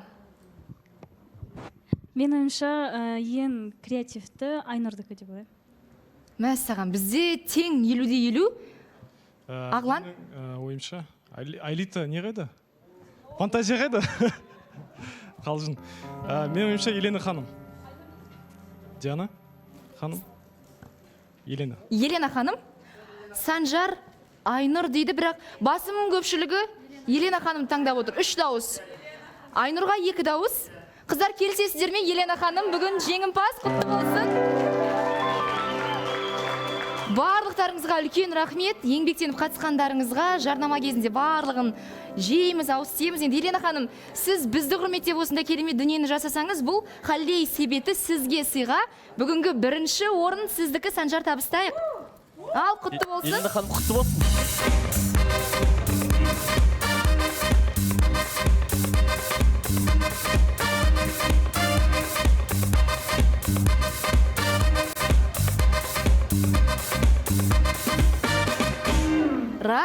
Рахмет. Мына жаққа көтеріп қойсақ, иә? Диана ханым. Ау. Және де кім мөлдірдікі де әдемі болып тұр, 3-ші орынға лайықты болып тұр. Бәрінікі әдемі. Маған мысалы күн патшаныкі өте қатты ұнады, өйткені мен кептірілген жеміс жидекті өте қатты жақсы көремін. Ал енді рахмет барлықтарыңызға. Я Елена ханымдікі осында. Қыздар, жайғасаңыздар, студия сыртына алып кетсеңіздер де болады, я кімдікі ыңғайсыз. Айнұрға көмектессеңіздер. Диана ханым, айтатын бар негізі.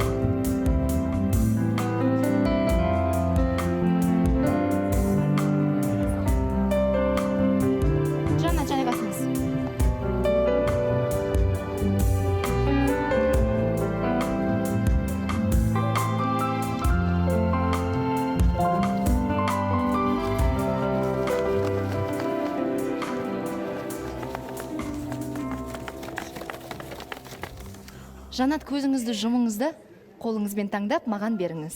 Жана қазір маған Санжар ренжіп қалмасын, сондықтан енді бұл ұл бала болғандықтан жолымды берейін енді саған, Санжар.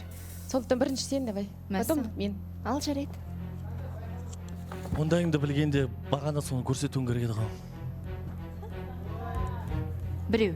Біреу ма? Екеу? Жоқ, маған бересіз. Санжар кімнің орнына жайғасады?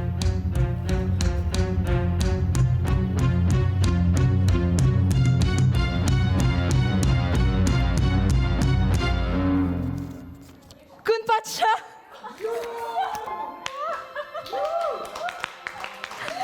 Санжар? Сездіңіз бе, қалай бұл? Жанна? Сезген кезде совпадение шығар, может? Олай болса, орын алмастырыңыздар, күн патша. Не ожидала вообще. Күтпедім вообще. Күтпедіңіз?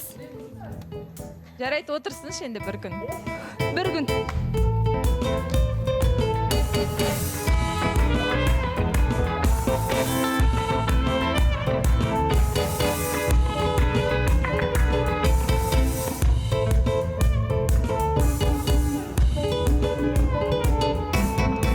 Ал, Жанат, кезек өзіңізде.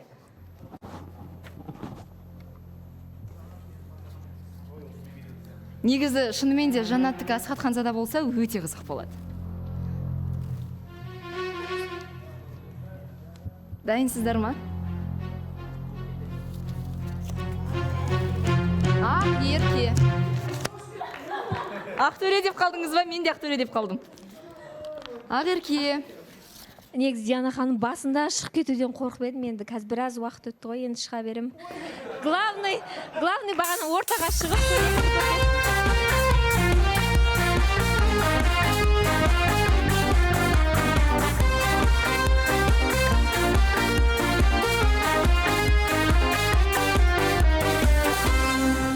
Ал біз жалғастырамыз, және ол үшін ортаға тағы да екі ескі қатысушыны бірден шақырамыз. Келіңіздер.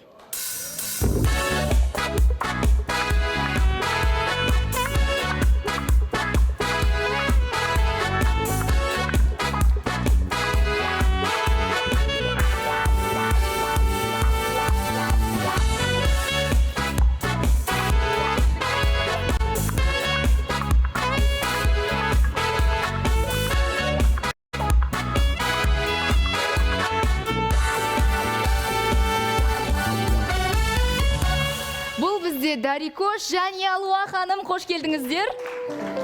Дарина, көрмегелі біраз болды. Я сағындым қатысты. Не деп айтайын? По всем соскучилась. Сол 2 жыл құтты болсын. Рахмет үлкен. Есімде бірінші сезоннан бірінші күннен осы жерде отырдым. Қаншама қолы дүбіздеп жатыр ғой. Білмеймін. Жоқ, бүгін ешкіммен ұрыспаймын. Надеюсь. Бірақ та, қалай десем, жаңағында Айдана шықты ма, үміткер келді. Только маленький совет хочу дать. Я түсінем, әр адамның талаптары бар, профайл. Я понимаю все, конечно, бірақ та, үміткер келген кезде кішкене сыйластық болу керек. Ты что, лысый, что ли, типа? Сен мен талаптарын көрдің ба? Что за выражение? Мен ойымша осы жерде Айдана вообще мүлдем отыруға лайықты емес. Жақсы, Дарина, бұл сіздің пікіріңіз, иә? Сіз өзіңіз осы жобадан жұп құрып кеттіңіз бе? Я жұп болдым осы жерде. Қазір біреу бар ма сіздің қасыңызда? Жоқ. Жоқ? Ну, болды, осы жерде менің ойымша сұрақ алды, жабылды. Қараңызшы, Дарина, мен сізге сыйластық көріп, сіз деп қазір сөйлеп отырмын, сен оған сен деп отырсың, дұрыс па? Менің өз талаптарым бар, мен одан бас тартпаймын. Болды, советіңізге рахмет. Егер де тыңдағым келсе, болашақта тыңдармын. Диана ханым, саламатсыз ба? Қайырлы күн, Алуа. Қатысушылар, барлықтарыңызға саламатсыз ба? Айдана, бірақ енді сен қатты кетіп жатсың. Өйткені Даринаның осаған кішігірім совет берді да, сен соны қабылдадың, бірақ өзім білем дегендей жауап бере алатын едің да. Бірақ сен қазір прям аттап, прям шулаватсың да, қазір керек емес, маусым дауының номинациясын мен алып кеткен. Жақсы, онда сұрақ, иә? Мына жерде менің лайықты немесе лайықты еместігімді шешетін Дарина ма? Сұрақ, Алуа. Жаңа айтты ғой, қатты кетіп жатырсың дейсіз. Можно было помягче. Шашыңыз жоқ па? Ты думаешь, что ему неприятно было? Ол мені талаптарым қазақша сөйлейміз, Дарина, біз өжде қазақша сөйлеп отырмыз ғой. Ты же говоришь, я уже өмірді көрдім, 30-ға келдім. 28-ге келемін, құдай қаласа. Ну, значит, ты по-любому должна знать, как с мужчинами общаться. Может быть, сол үшін сенде жігіт жоқ? Жоқ, просто басынан бастап Нұрсұлтан бастау керек еді. Что за реакция деп сол кезде орнына келетін еді? Қош келдіңіздер, қыздар, ашуланбаңыздар. Негізі бүгін мейрам. Сіздер мына жерге бір құттықтауға емес, бір сынға алып табап, өздеріңізді көрсету үшін келген сияқты болып қалдыңыздар да. Давайте сабырлық сақтайық, әркімнің мінезі бар. Сосын мен бір нәрсені айтқым келеді. Ер азаматтарға ешқашанда ішкі құндылықтары жоқ қыздар ұнамайды. Мужчины, олар арыстан сияқты дейді ғой, олар добиваться еткенін жақсы көреді. Егер де ол кісі өзінің айтқанынан қайтпаса, мен ойлаймын, ол Айдананы жаулай алады деп. Негізі Айлита қуатыңыз, иә? Иә. Айлита, қош көрдік. Негізі мұнда біз өзімізді көрсету үшін, ол үшін келіп жатқан жоқ, біз негізі құттықтаумен үшін де келдік. Бірақ та сіздің қазір айтып жатқаныңыз ер азамат, арыстандар деп и так далее. Ол бірақ не означает, что лысый екен ғой, шашы жоқ екен ғой деп бүйтіп, наоборот, өзі төмен басу жерді. Сол жерде кішкене қыздар, стоп деп айтайыншы, иә, өйткені расымен де ұят болып жатыр. Бүгін керемет мереке, керемет мейрам болып жатыр. Құттықтаулар, ізгі тілектер және оның барлығын қыздардың дауымен бұзсақ, өте үлкен қателік болады. Сол үшін дос болайық, тату болайық, қосылайық.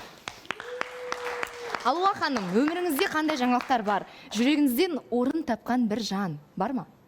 Негізі Диана ханым бәрі жақсы, менде жүрегімен орын тапқан ер азамат бар ма, жоқ па десем, енді оны алдыңғы уақытта көре білесіздер деп айтайын. Өткен маусымның соңғы эфирінде Аслан екеуміз тағы бір мәрте тырысып көрейік деп жатырмыз деп кеткен едіңіздер. Нәтижесі не болды? Нәтижесі Диана ханым былай болды ғой, мен алдыңғы айтып кеткенде эфирдің соңында мен кеткен кезде, жобадан қоштасқан кезде, соңғы рет кездескеніміз сол болды.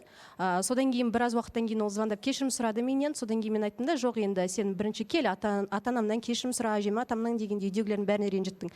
Содан кейін көрерміз дегендей. Бірақ ондай талпыныс болған жоқ, Алматыға келген жоқ. Тек қана эфирде кездестік. Содан кейін бірақ біз біргеміз деген енді кішкене дұрыс емес болып қалды, өйткені біз бірге болған жоқпыз. Бірақ сол уақытта маған сөйтіп айтып қалғаны ұнамай қалды да, сол жерде мен бір шешімге келдім да, біздің арамызда ештеңке бола алмайды, болмайды да дегендей. Демек сіз қазір нақты жауап бере алмайсыз? Нақты жауап бере алмаймын. Дарина, сіз біздің от Даринаның жүрегін жаулаған кім?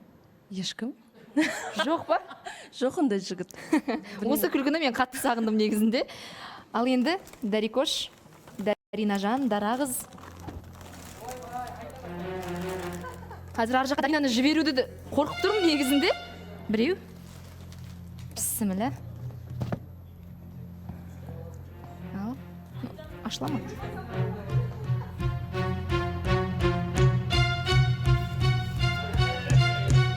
Әділет? Бұл әділетті болды ма, әділет? Диана ханым, қонақ сыйлаған халықпыз ғой, қыздың жолы жіңішке. Әрине орнымыз береміз. Ой, жарайсыз.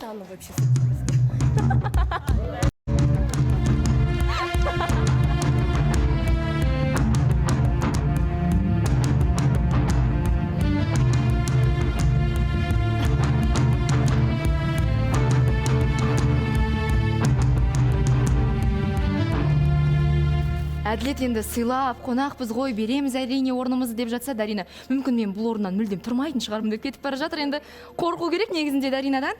Алуа ханым, біреуін таңдасаңыз және маған қарай берсеңіз.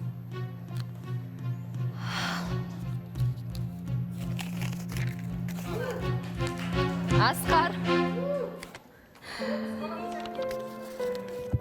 Асқар мырза бірден ордан атып тұрғанда бір дайын сияқты. Микрофон сұрайын деген ма? Аха. Микрофон алайын деген ма?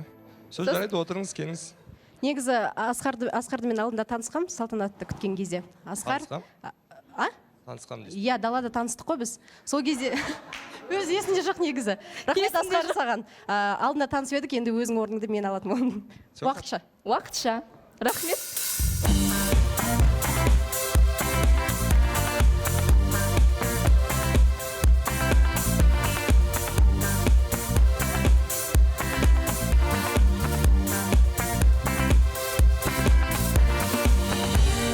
Айлита? Диана ханым, мен Санжарға бір сұрағым бар еді, көкейімде бағанадан бері қойғым келіп отырған. Санжар, қош келдіңіз. Менің білуімше, сіз балалармен жұмыс жасағыңыз келеді, қайырымдылыққа жақынсыз. Негізі өз басым ондай адамдарды қатты құрметтеймін, өйткені мен сол салада жұмыс жасаймын. Сол сізге сұрақ, сіз сол салада жұмыс таптыңыз ба? Қазір қоғамға бір сондай бір жақсы көмек, не беріп жатырсыз ба, пайда? Рахмет, атыңыз? Айлита. Айлита, Санжар, өте қуаныштымын. Сол салада маған жұмыс жасаған ұнайды деп өткен сезонда айтып өткен болатынмын. Бұйыртса бір ойда бар, осы октябрьдің ортасында бастауымыз керек. Ол өткені қалған жоқ ол ой, ол ары қарай развивать ету керек. Диана ханым, менде де бір сұрақ бар, негізі Алуа мен Санжарға. Қазір көптеген пабликтерде бір видео жүр. Айтпақшы, мен де байқадым. Я сказала да деп Сақинамен, неке жүзігімен, букет гүлмен Санжар екеуі орталарында не бар, соны айтпай кеттіңдер.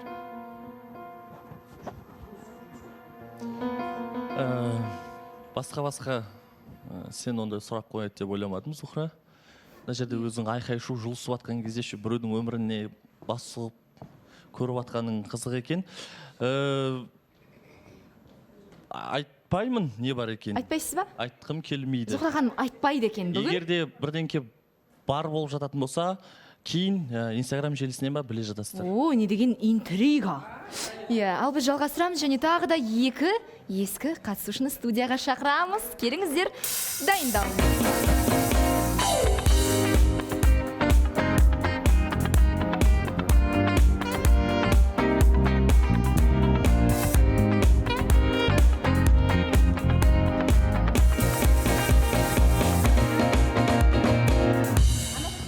өте әдемі Гүлшоқтар, рахмет, панда. Жоқ, еш нәрсе етпейді. Ал, қош келдіңіздер, Әсемжан, Анара ханым. Қош көрдік. Сәлематсыздар ма? Құттықтаймын сіздер бүгін мейрамдарыңыздермен. Біздің де мейрам бүгін, как всегда, қобал жып тұрмын өзімше енді. Саламатсыздар ма, қатысушылар, Сұлтанбен, Диана ханым. Бүгінгі мейрам құтты болсын.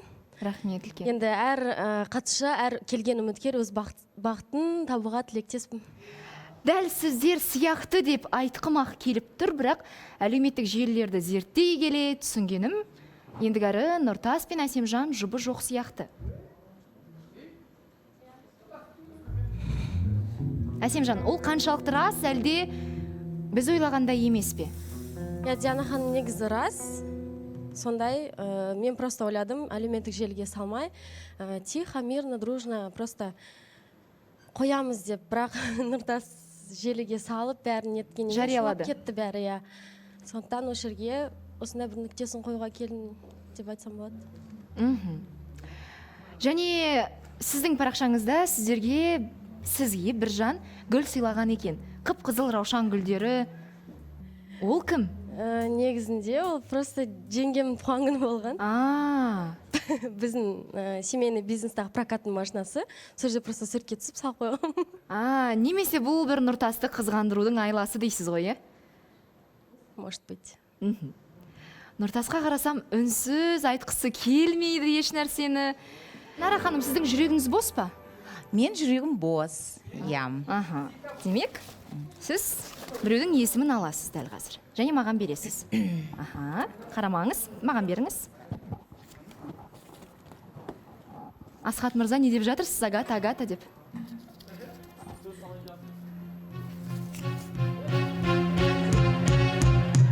Ержігіт. Анара ханым, жайғасыңыз.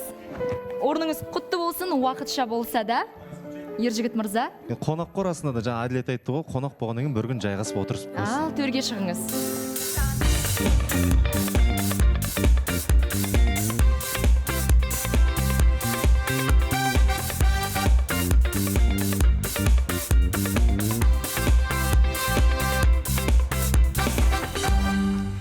Жарнама барысында Нұртас, кешірім сұраймын Нұрсұлтан. Нұртас айтып жатыр, бұл оқиғаны жылы жауып қоюға болмайды, менің айтарым бар дейді. Нұртас осы жыл ішінде алғаш рет өзі сөз сұраған шығар, сондықтан Нұртас сөз кезегі өзіңізде. Бізде енді Диана ханым шынымен де біраз уақыт түсініспеушілік болды. Мына жаққа келерсіз, бәлкім. Ыңғайлы болсын. Микрофонды, осы микрофонмен алайық. Сұлтан бендке қалдырып кетіңіз.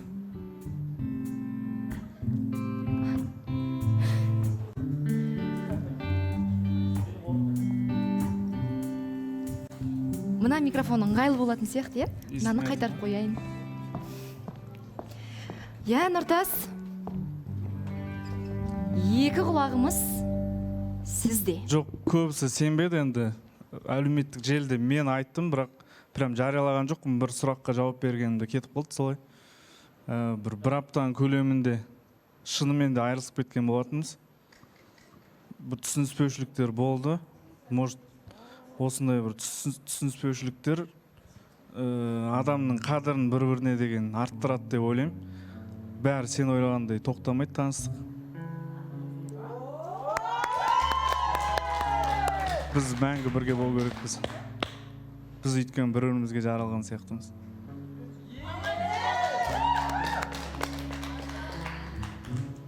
Әсемжан, пандағыз. Мен сені кешірім сұраймын, өйткені сен маған ренжіген болатынсың басында. Сол үшін екеуміздің жұмыс ажырамасын.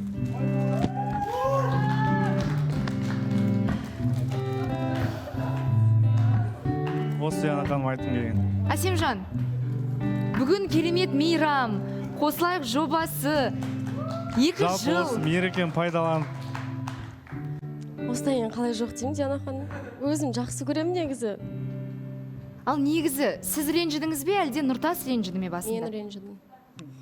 Дұрыс? Негізі мен ренжітіп қойған болатын, бірақ болмайтын зат қырсық қылдық та, сосын ойлана келе ондай затқа болар. Мен осынша уақыт өткізген ара қатынас тоқтатқым келмейді. Жұпсыздар ғой? Жұппыз, Керемет, Нұртастың осындай тосын сыйы бар екен. Әсемжан, ондай болып тұрады. Сіздер оны жақсы білесіздер. Енді эфирден кейін сөйлесеміз ғой. Бір ашуыңызды бізге беріңіз, рахмет Нұртас. Әдемі сыйлық, сіз жайғасыңыз, мен сізге ал. Біреуін. Аха. Ал, Дәулет аға.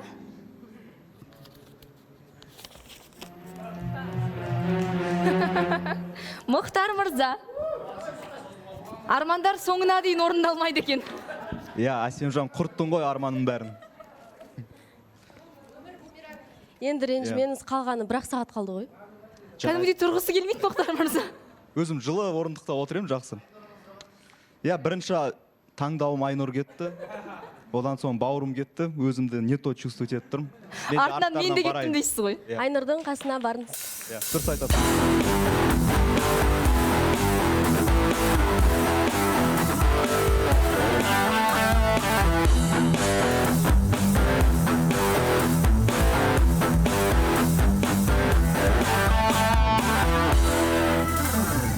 Тағы да бір ғана қатысушымыз қалды, экс-қатысушымыз.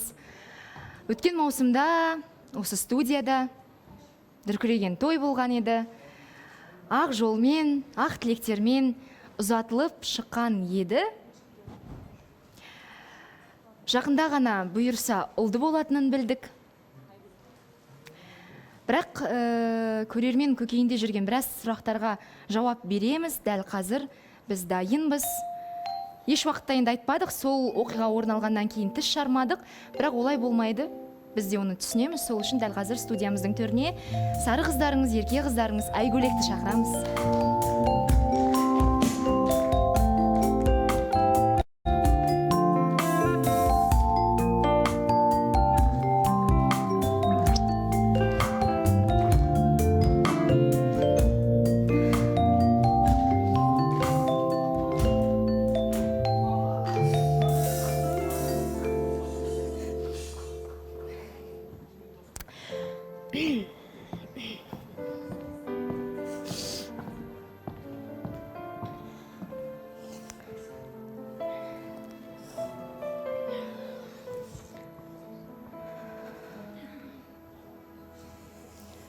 Қош келдіңіз Айгөлек. Қош көрдік Жана ханым, өте қуаныштым негізі сіздерді көргеніме. Жобан 2 жылда құтты болсын. Сәл көзіме жас беріп, жаңағыдай ерік беріп отырмын, өзі білмеймін неге екенін. Негізі шығатын кезде жыламаймын, күліп шығып, күліп қайтамын деп ойлаған болатын негізі, бірақ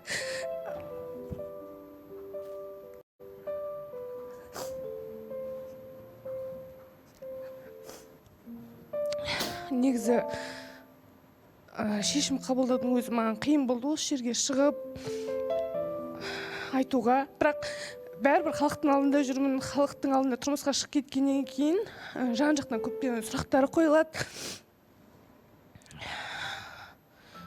Өзімнің ойымды, ішімдегіні айтып түсіндіргім келеді.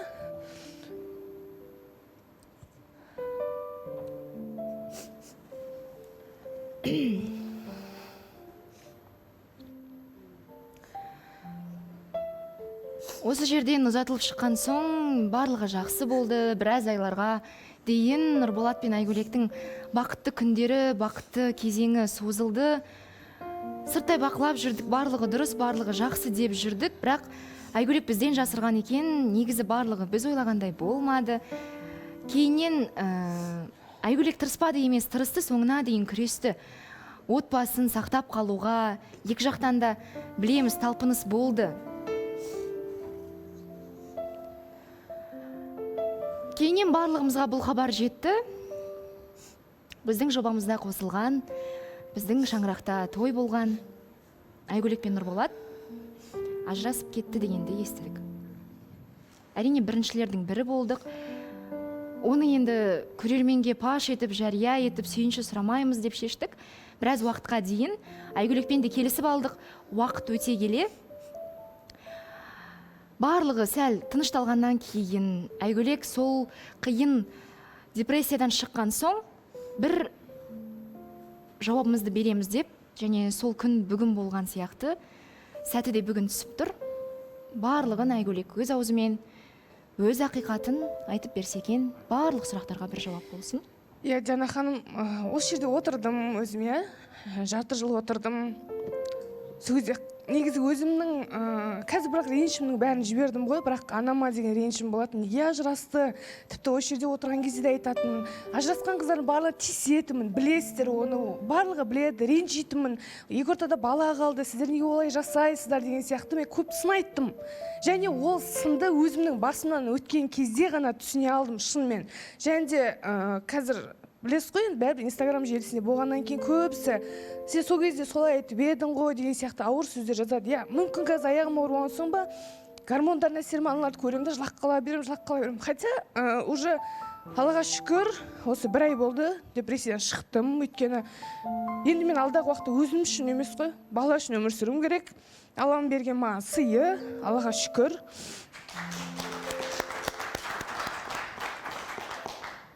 Қанша қиыншылықты өттік қой, бірақ шүкір қазір. Және де барлығын айтқым келеді, кез келген адам қателеседі, қателеспейтін адам жоқ шығар деп ойлаймын. Бірақ сол қателікпен жұмыс жасай алып, соны түсіне алған адам, уже түсінігі бар адам деп ойлаймын. Мысалы, мен өзімнің басымнан өткеніне түсіндім. Және де айтқан сөздерім үшін өкінем, бірақ өкінгеннен пайда жоқ, ол аузынан шығып айтылып кеткен сөздер болды да.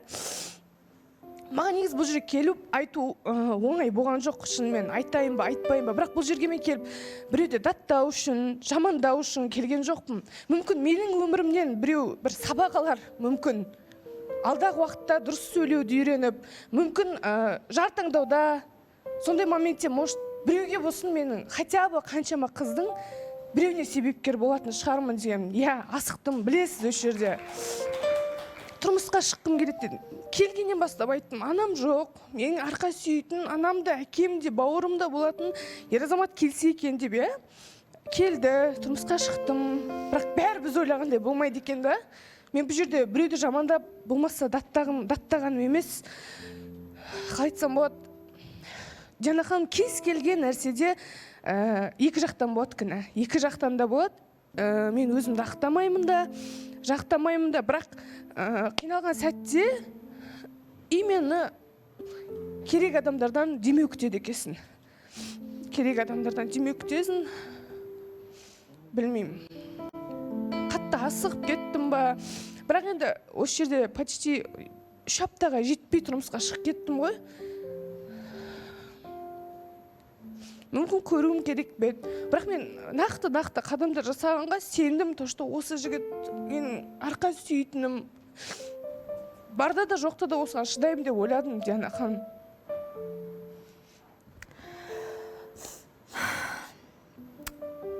Қалай айтсам екен?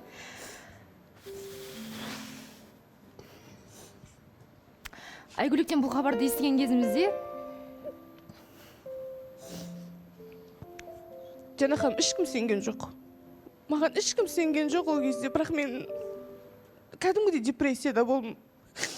Шынымен жалғыз қалып қалдым. Бірақ Аллаға шүкір қасымда жанымда адамдар болды, солардың демеуімен мен алға қарай өмір сүруім керек болды. Және балапанның жүрегінің соғысы менің каждый өзіге барған кезде сол үшін өмір сүруім керек деген ғана мақсат болды, менде болды. Енді мен өзімді ғана ойлай алмаймын деп ше.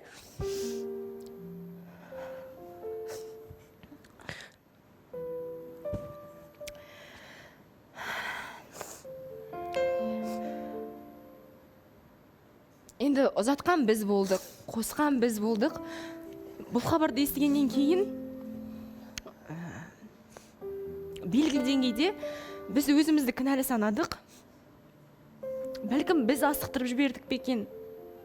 Осылай Айгүлектің жылап қалуына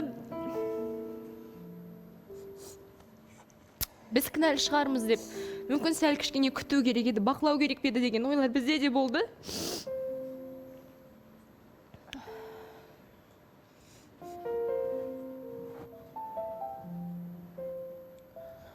Диана ханым, ондай нәрсе иә болды. Барлық айтатын, таныстарым, туыстарым да тіпті танымайтын адамдар сені қосылай асықтырды деді. Бірақ Диана ханым, бұл жерге келген кезде мен қалай қуанғанымды көрдіңіз. Қандай бақытты болып жүргенімді көрдіңіз. Қанша осы жерде қатысушылар көрді. Шын жүрегімен қуанып жүргеннен кейін мен олай болады деп ойлаған. Ешкім тұрмысқа шығатын кезде, мысалы, мен ажырасам, или жаман нәрсе ойламайды ғой. Мен де солай болды. Мен Құдай қаласа, өзім айтатын, отымен кіріп, күлімен шығамын деп. Жасауға болатын еді Диана ханым, бірақ әттең-ай деген нәрселер болды да. Кешірім сұраймыз, дәл осылай болып жатқанда кәдімгідей мына жерге бір өксік тіреліп келіп тұр. Енді қазақта жақсы сөз бар ғой, Құдай қорғағысы келсе, ұл сыйлайды, ал мақтағысы келсе, қыз сыйлайды деп.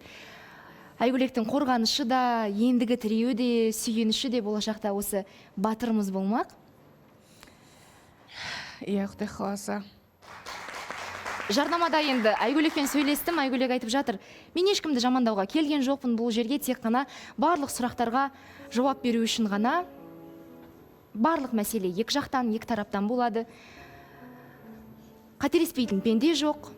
Бәлкім асыққан шығармыз, бәлкім біз асықтырған шығармыз. Енді ол өзгеріссіз дүние, тағдыр, өмір.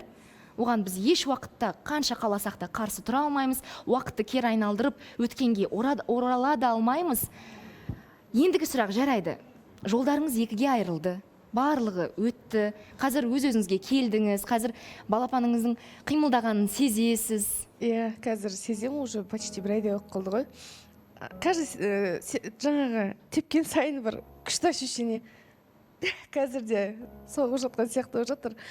Андай қобалжыған кезде, неткен кезде бір знак беретін сияқты. Жылама, мама. Жылама деген сияқты. Иә, сондай беретін сияқты. И өз-өзімді енді мықты болуым керек Диана ханым. Әрине. Өзім үшін, алда балапаным үшін. Енді Алла қаласа енді, иншалла өзім деп емес, осы балапаным деп өмір сүремін. Алла қаласа енді. Енді жылақ қалып, көзіме жаңағы жылауға ерік беріп атсам, ренжімеңіздер. Енді гормон ғой. Иә. Бірақ балапаныңыз өте дұрыс белгі береді. Сіздің жағдайыңызда қатты қобалжуға, көп уайымдауға болмайды. Иә? Тыйым салынған. Сондықтан өзіңізді күту керексіз. Барлық жағдайды жасау керексіз. Дені сау, Алла қаласа 12 мүшесі сау. Батыр азамат дүниеге келеді, өзіңізді қорғайды. Жылаған кезде нағыз жұбатушыңыз осы балапаныңыз болады. Бұйырса. Әумин, Диана ханым, рахмет көп. Ендігі сұрақ, бәрібір арада балапан бар. Бала бар. Оны Нұрболат мырзаның туған туыстары, отбасы жақсы біледі. Көмектесу, болашақта алиментке бересіз бе? Өйткені енді бәрібір жалғызбасты ана болу өте қиын. Дәл қазіргі заманауи қоғамда әсіресе сол жағын қарастырдыңыз ба, не істейсіз?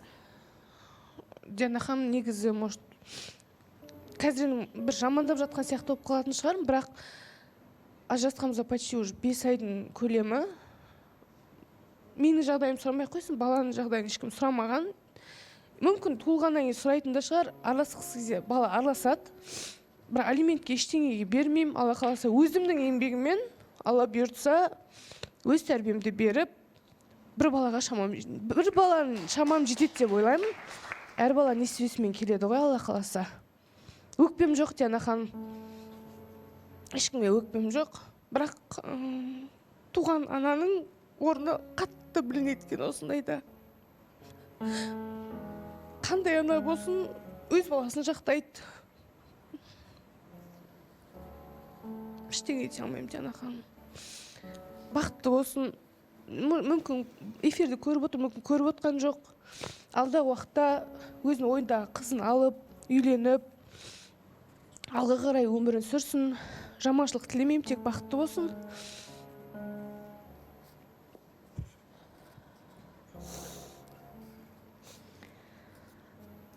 Енді тікелей эфирде отырып алып, қазір Нұрболаттың туған туыстарын, отбасын сөз етіп, олардікі дұрыс болмады, олар кінәлі десек, ол біздің де бір дұрыс жасамағанымыз болар. Бұйырса барлығы жақсы болады, аққа Құдай жақ дейді қашанда. Сіз енді анасыз болашақта. Әр баланың, әр перзенттің өзінің несібесі болады. Сондықтан енді осы жерде ескі қатысушылардың көзі тұр. менің сөздерімді дәлелдейді деп ойлаймын. Қандай жағдай болмасын, қандай көмек керек болмасын, біз қашанда дайынбыз, қашанда оған бармыз. Біз бір отбасымыз деп айтқанда сондаймыз ғой. Алуа ханым, келісесіз ғой? Дұрыс айтып жатырмын ғой? Әрине, Диана ханым, келісем. Мен алдында да Айгүлектің өзіне айтып кеткен болатын. Санжар, алдында айтып кеткен болатынмын. Негізі біз отбасы деп мына жерде айтамыз ғой. Сол үшін осы моментте қазір өзіміздің отбасылығымызды көрсетеміз. Әрдайым жаныңда боламыз. Сен балаңның жаныңда боламыз. Бәрі жақсы болады. Тек уайымдама, бізге сен.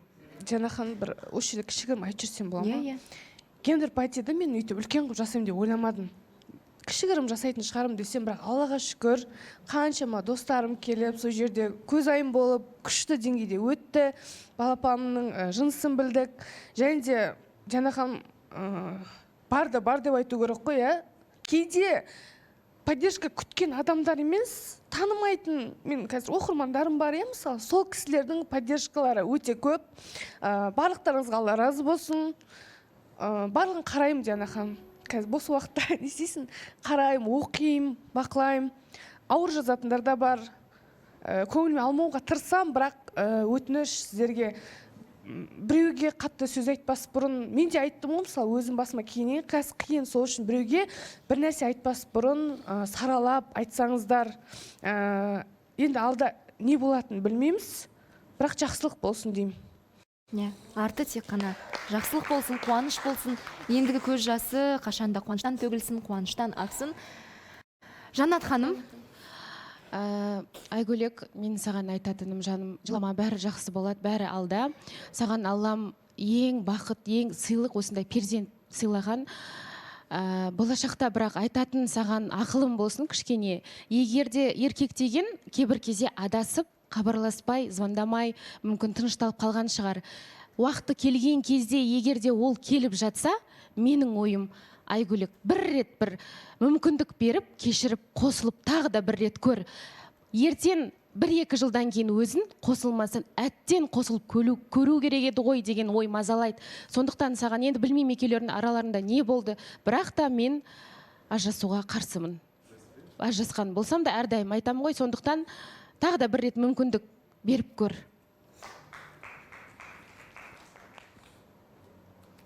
Ештеңе айта алмаймын. Егер Айгүлек, сен қазір ойлаш, қазір егер сенің мүмкін осы эфирді көріп, мүмкіндік сұрап келсе, сен не дейсің, айтшы? Білмеймін, шынымды айтсам, біз ажырасқан күннен бастап, мені көретіндер де бар, көрмейтіндер де бар ғой, менде прям қиын сәттер басталды. Мен үшін де, бала үшін де сондай моменттерде күттім, иә. Қанша ашу болсын, ыза болсын күттім, бірақ уже 5 айдан астам уақыт өткеннен кейін как-то уже білмеймін, айта алмаймын, ештеңе айта алмаймын. Алдағы не болатын ештеңе білмеймін, и қазір мынандай деп айтпай-ақ қояйын. Бірақ мен қазір бар қосылып кетсем, или басқа бірдеңе болады деп айта алмаймын. Өйткені мен өзім үшін шешімді қабылдағам. Алладан артық емеспін, бұйырғаны болады. Айгүлек, сен жағдайыңды білеміз ғой. Көп уайымдама, мен айтарым, егер де Нұрболат саған келіп, егер татуласып жатсаңдар, ешқашан өткендегі обидаларың сенің ішінде топ тұрған обида мен білем. Любой әйел адам біледі ғой ажырасқаннан кейін. Сен сол обидаңды айтпай, ары қарай өмір сүріп кетсең, бақытты болып кетесің. Бірақ ішіңдегі алдында сен маған бүйтпедің, сөйтпедің дей берсең, онда ол қайтадан ажырасуға алып келеді. Сондықтан менің өз ойым, действительно Жанатпен қосыламын, бірге болғандарың дұрыс деп ойлаймын балаң үшін. Жоқ, Диана ханым, мен айтып кетсем бола ма? Негізі ажырасқанды көбіміз қаламаймыз. Біз тұрмысқа шыққан кезде мен ажырасамын деген ой болмайды. Бірақ та егер де ер азамат балаға көмектесем, ең бірінші балаға қамқор болам деп егер де келетін болса, иә, болатын еді. Ал бірақ ол өз баласын ұмытып, өзінің баласын іздемеген еркекке не үшін қосылады? Жоқ, қарашы, Алла, мен мына жерде Нұрсұлтан, кешірім сұраймын. Диана ханым, мен айтайын дегенім, бұл Айгүлек көп уақыт тұрғанда жоқ қой. Сондықтан бұлар мүмкін ары қарай тағы да тұрып көрсе, тату-татты болып кететін шығар. А где гарантия? Сол үшін көру керек. Ажырасу оңай, бір күнде ажырасасын, отбасы болу қиын, үй болу қиын, ары қарай ұмтылу керек. Сен де ажырастың ғой, Жанат? Мен 8 жыл тұрдым. Енді менікі басқа ситуация. Енді мен басқа да, енді. Бұл жерде кішкене уақыт аз, сол үшін тағы да бір рет көрсін деп ойлаймын. Агата, Нұрсұлтан. мына жақта екінші шанс беріп көр деген сияқты айтып жатыр ғой. Мне кажется, енді біз Айгөлекпен анау кезде бір жұмыстармен кездесіп қалып, әңгімелесіп қалдық. И мен былай шет жағасын білем да, іштерінде не болған, прям бәрін, конечно, білмеймін. Сол кезде айтпаймын жоқ. Сол кезде енді мен түсіндім, что екеу бір-біріне негізі келмейді екен да.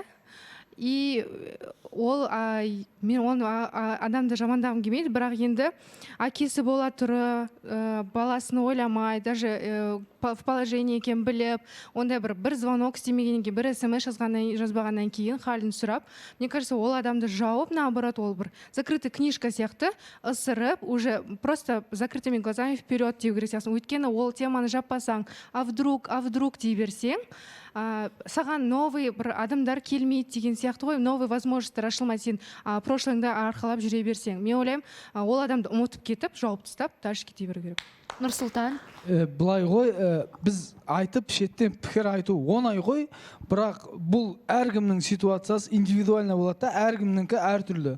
Айгөлектің өзіне айтатыным, сен көңілші қызсың ғой, бұрыннан бір не болып қалса, әшейін бір комментарий жазып қалса, жылап, не жылап қалып, ондай нәрсе керек емес. Қазір сенің ойлайтының тек қана бала.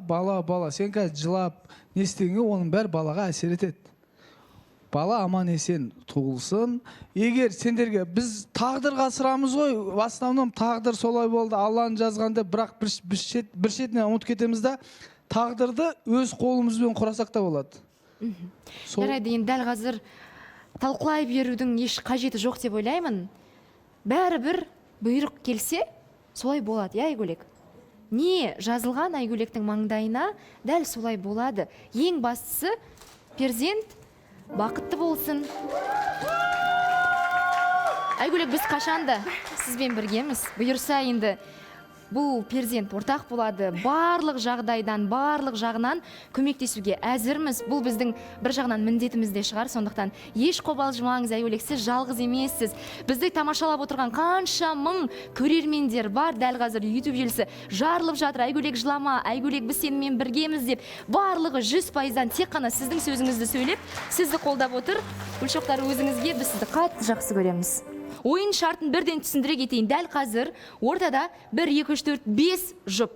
Ағлан Агата, Альбина Ақтөре, Күнпатша Санжар, Анар ханым, Нұрсұлтан және Асхат Мырза мен Жаннат ханым. Ойын шарты өткен маусымдардың бірінде Жаннат ханым мен жалғас жеңімпаз атанған әріп ойыны ол кезде де Агата ойнаған біледі. Мен әріптерді айтамын, сіздер жақынырақ келіңіздер, сол әріпті екі адам, яғни бір жұп көрсету керексіздер. Түсіндіңіздер ғой, А десем, А көрсетесіздер. Ау? Қандай? Қысқа дейсіз бе? Көрінбесін онда. Ал кеттік, бірінші әріп, М әрпі. Махаббат.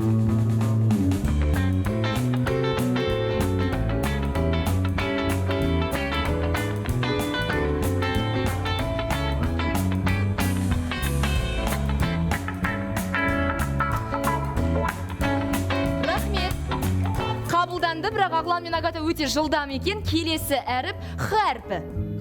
Хат.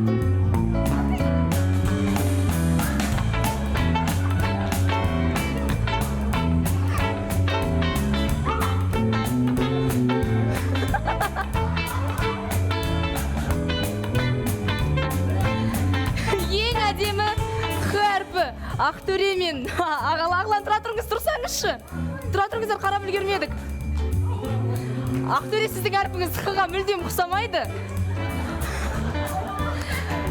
Нұрсұлтандардікі ұқсайды, Жанат ханымдікі ұқсайды. Келесі әріп Ш әрпі. Ш. Шаш тараз.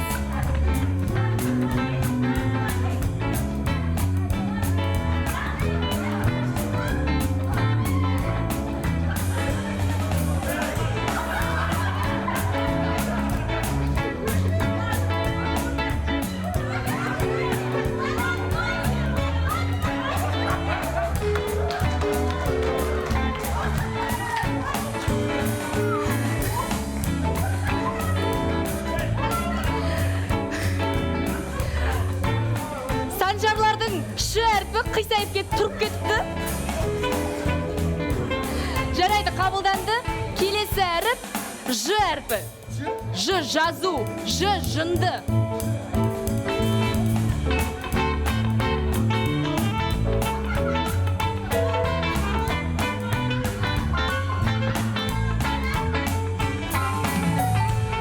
Қабылданды. Келесі әріп Р. Р.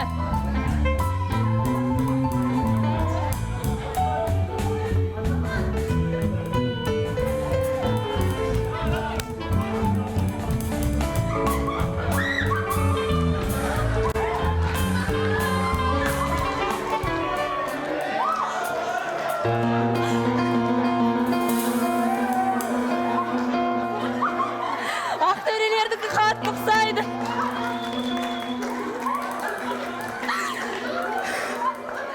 Соңғы әріп болсын ба? Сұлтан қандай әріп? А? О әріпі. О.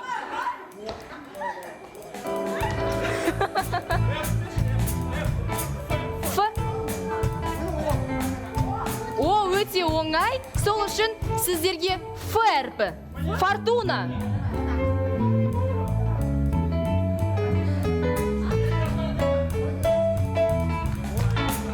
Ал енді бұл қосылайық жобасы соңғы әріп Қ әріпі.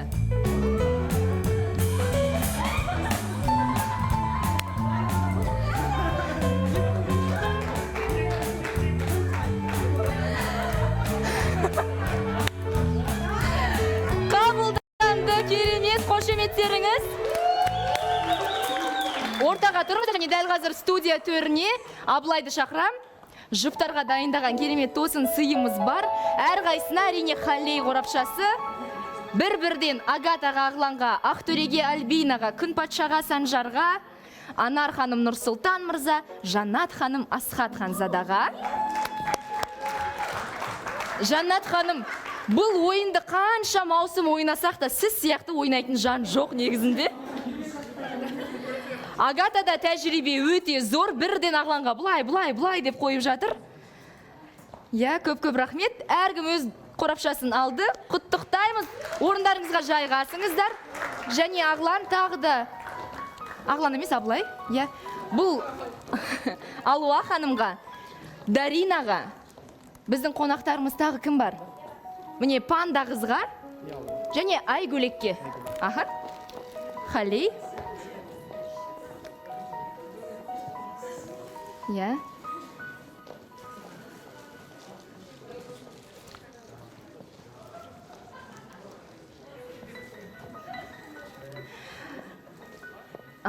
Барлығы өздерінің сыйлықтарын алды. Құрметті, жаңа ескі деп бөлгім келмейді. Барлығымыз бір отбасымыз деп айтып жатамыз ғой. Айгөлек жылама, қазір барлығымыз жылап қаламыз. Барлығы жақсы. Құрметті көрермен, қосылайық жобасы бізге 2 жылда көрген қызықтарымыз біраз. Әлі талай қызықтар алда, сондықтан қашанда бізбен бірге болыңыздар. Біз сіздерді алдамаймыз. Бізге сеніңіздер, біз сіздердің үміт сенімдеріңізді ақтауға барымызды саламыз. Махаббат жасай берсін, сезім ұлы күш, сол ұлы күшті сіздерге көрсету жолында, тойларды жасау жолында біз еш уақытта аянып қалмаймыз. Осы студиядағы әрбір жан өзінің екінші жартысын, өмірлік серігін осы жерде кезіктірсін. Махаббат мәңгілік болсын. Бүгінгі 2 жылдық мерейтой құтты болсын. Шығарылым өз мәресіне жетті. Көріскенше күн жақсы.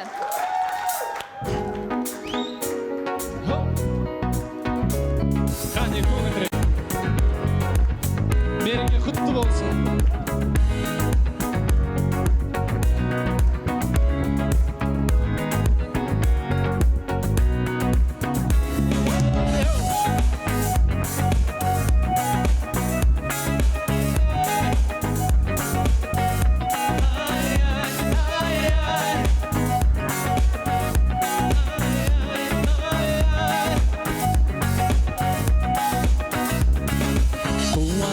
Шаттығын сыйлайтын бүгін сәтті күн аңсаған бұл ең тәтті күн. Күлімдеп билейтін көңілдердің елжірейтін бүгіннен бал бақытты күн. Бақытты қарсы алайық, қуана қол соғайық, әніме қане бірге қосылайық. Бақытты қарсы алайық, қуана қол қосылайық әніме қане бірге қосылайық ай ай ай ай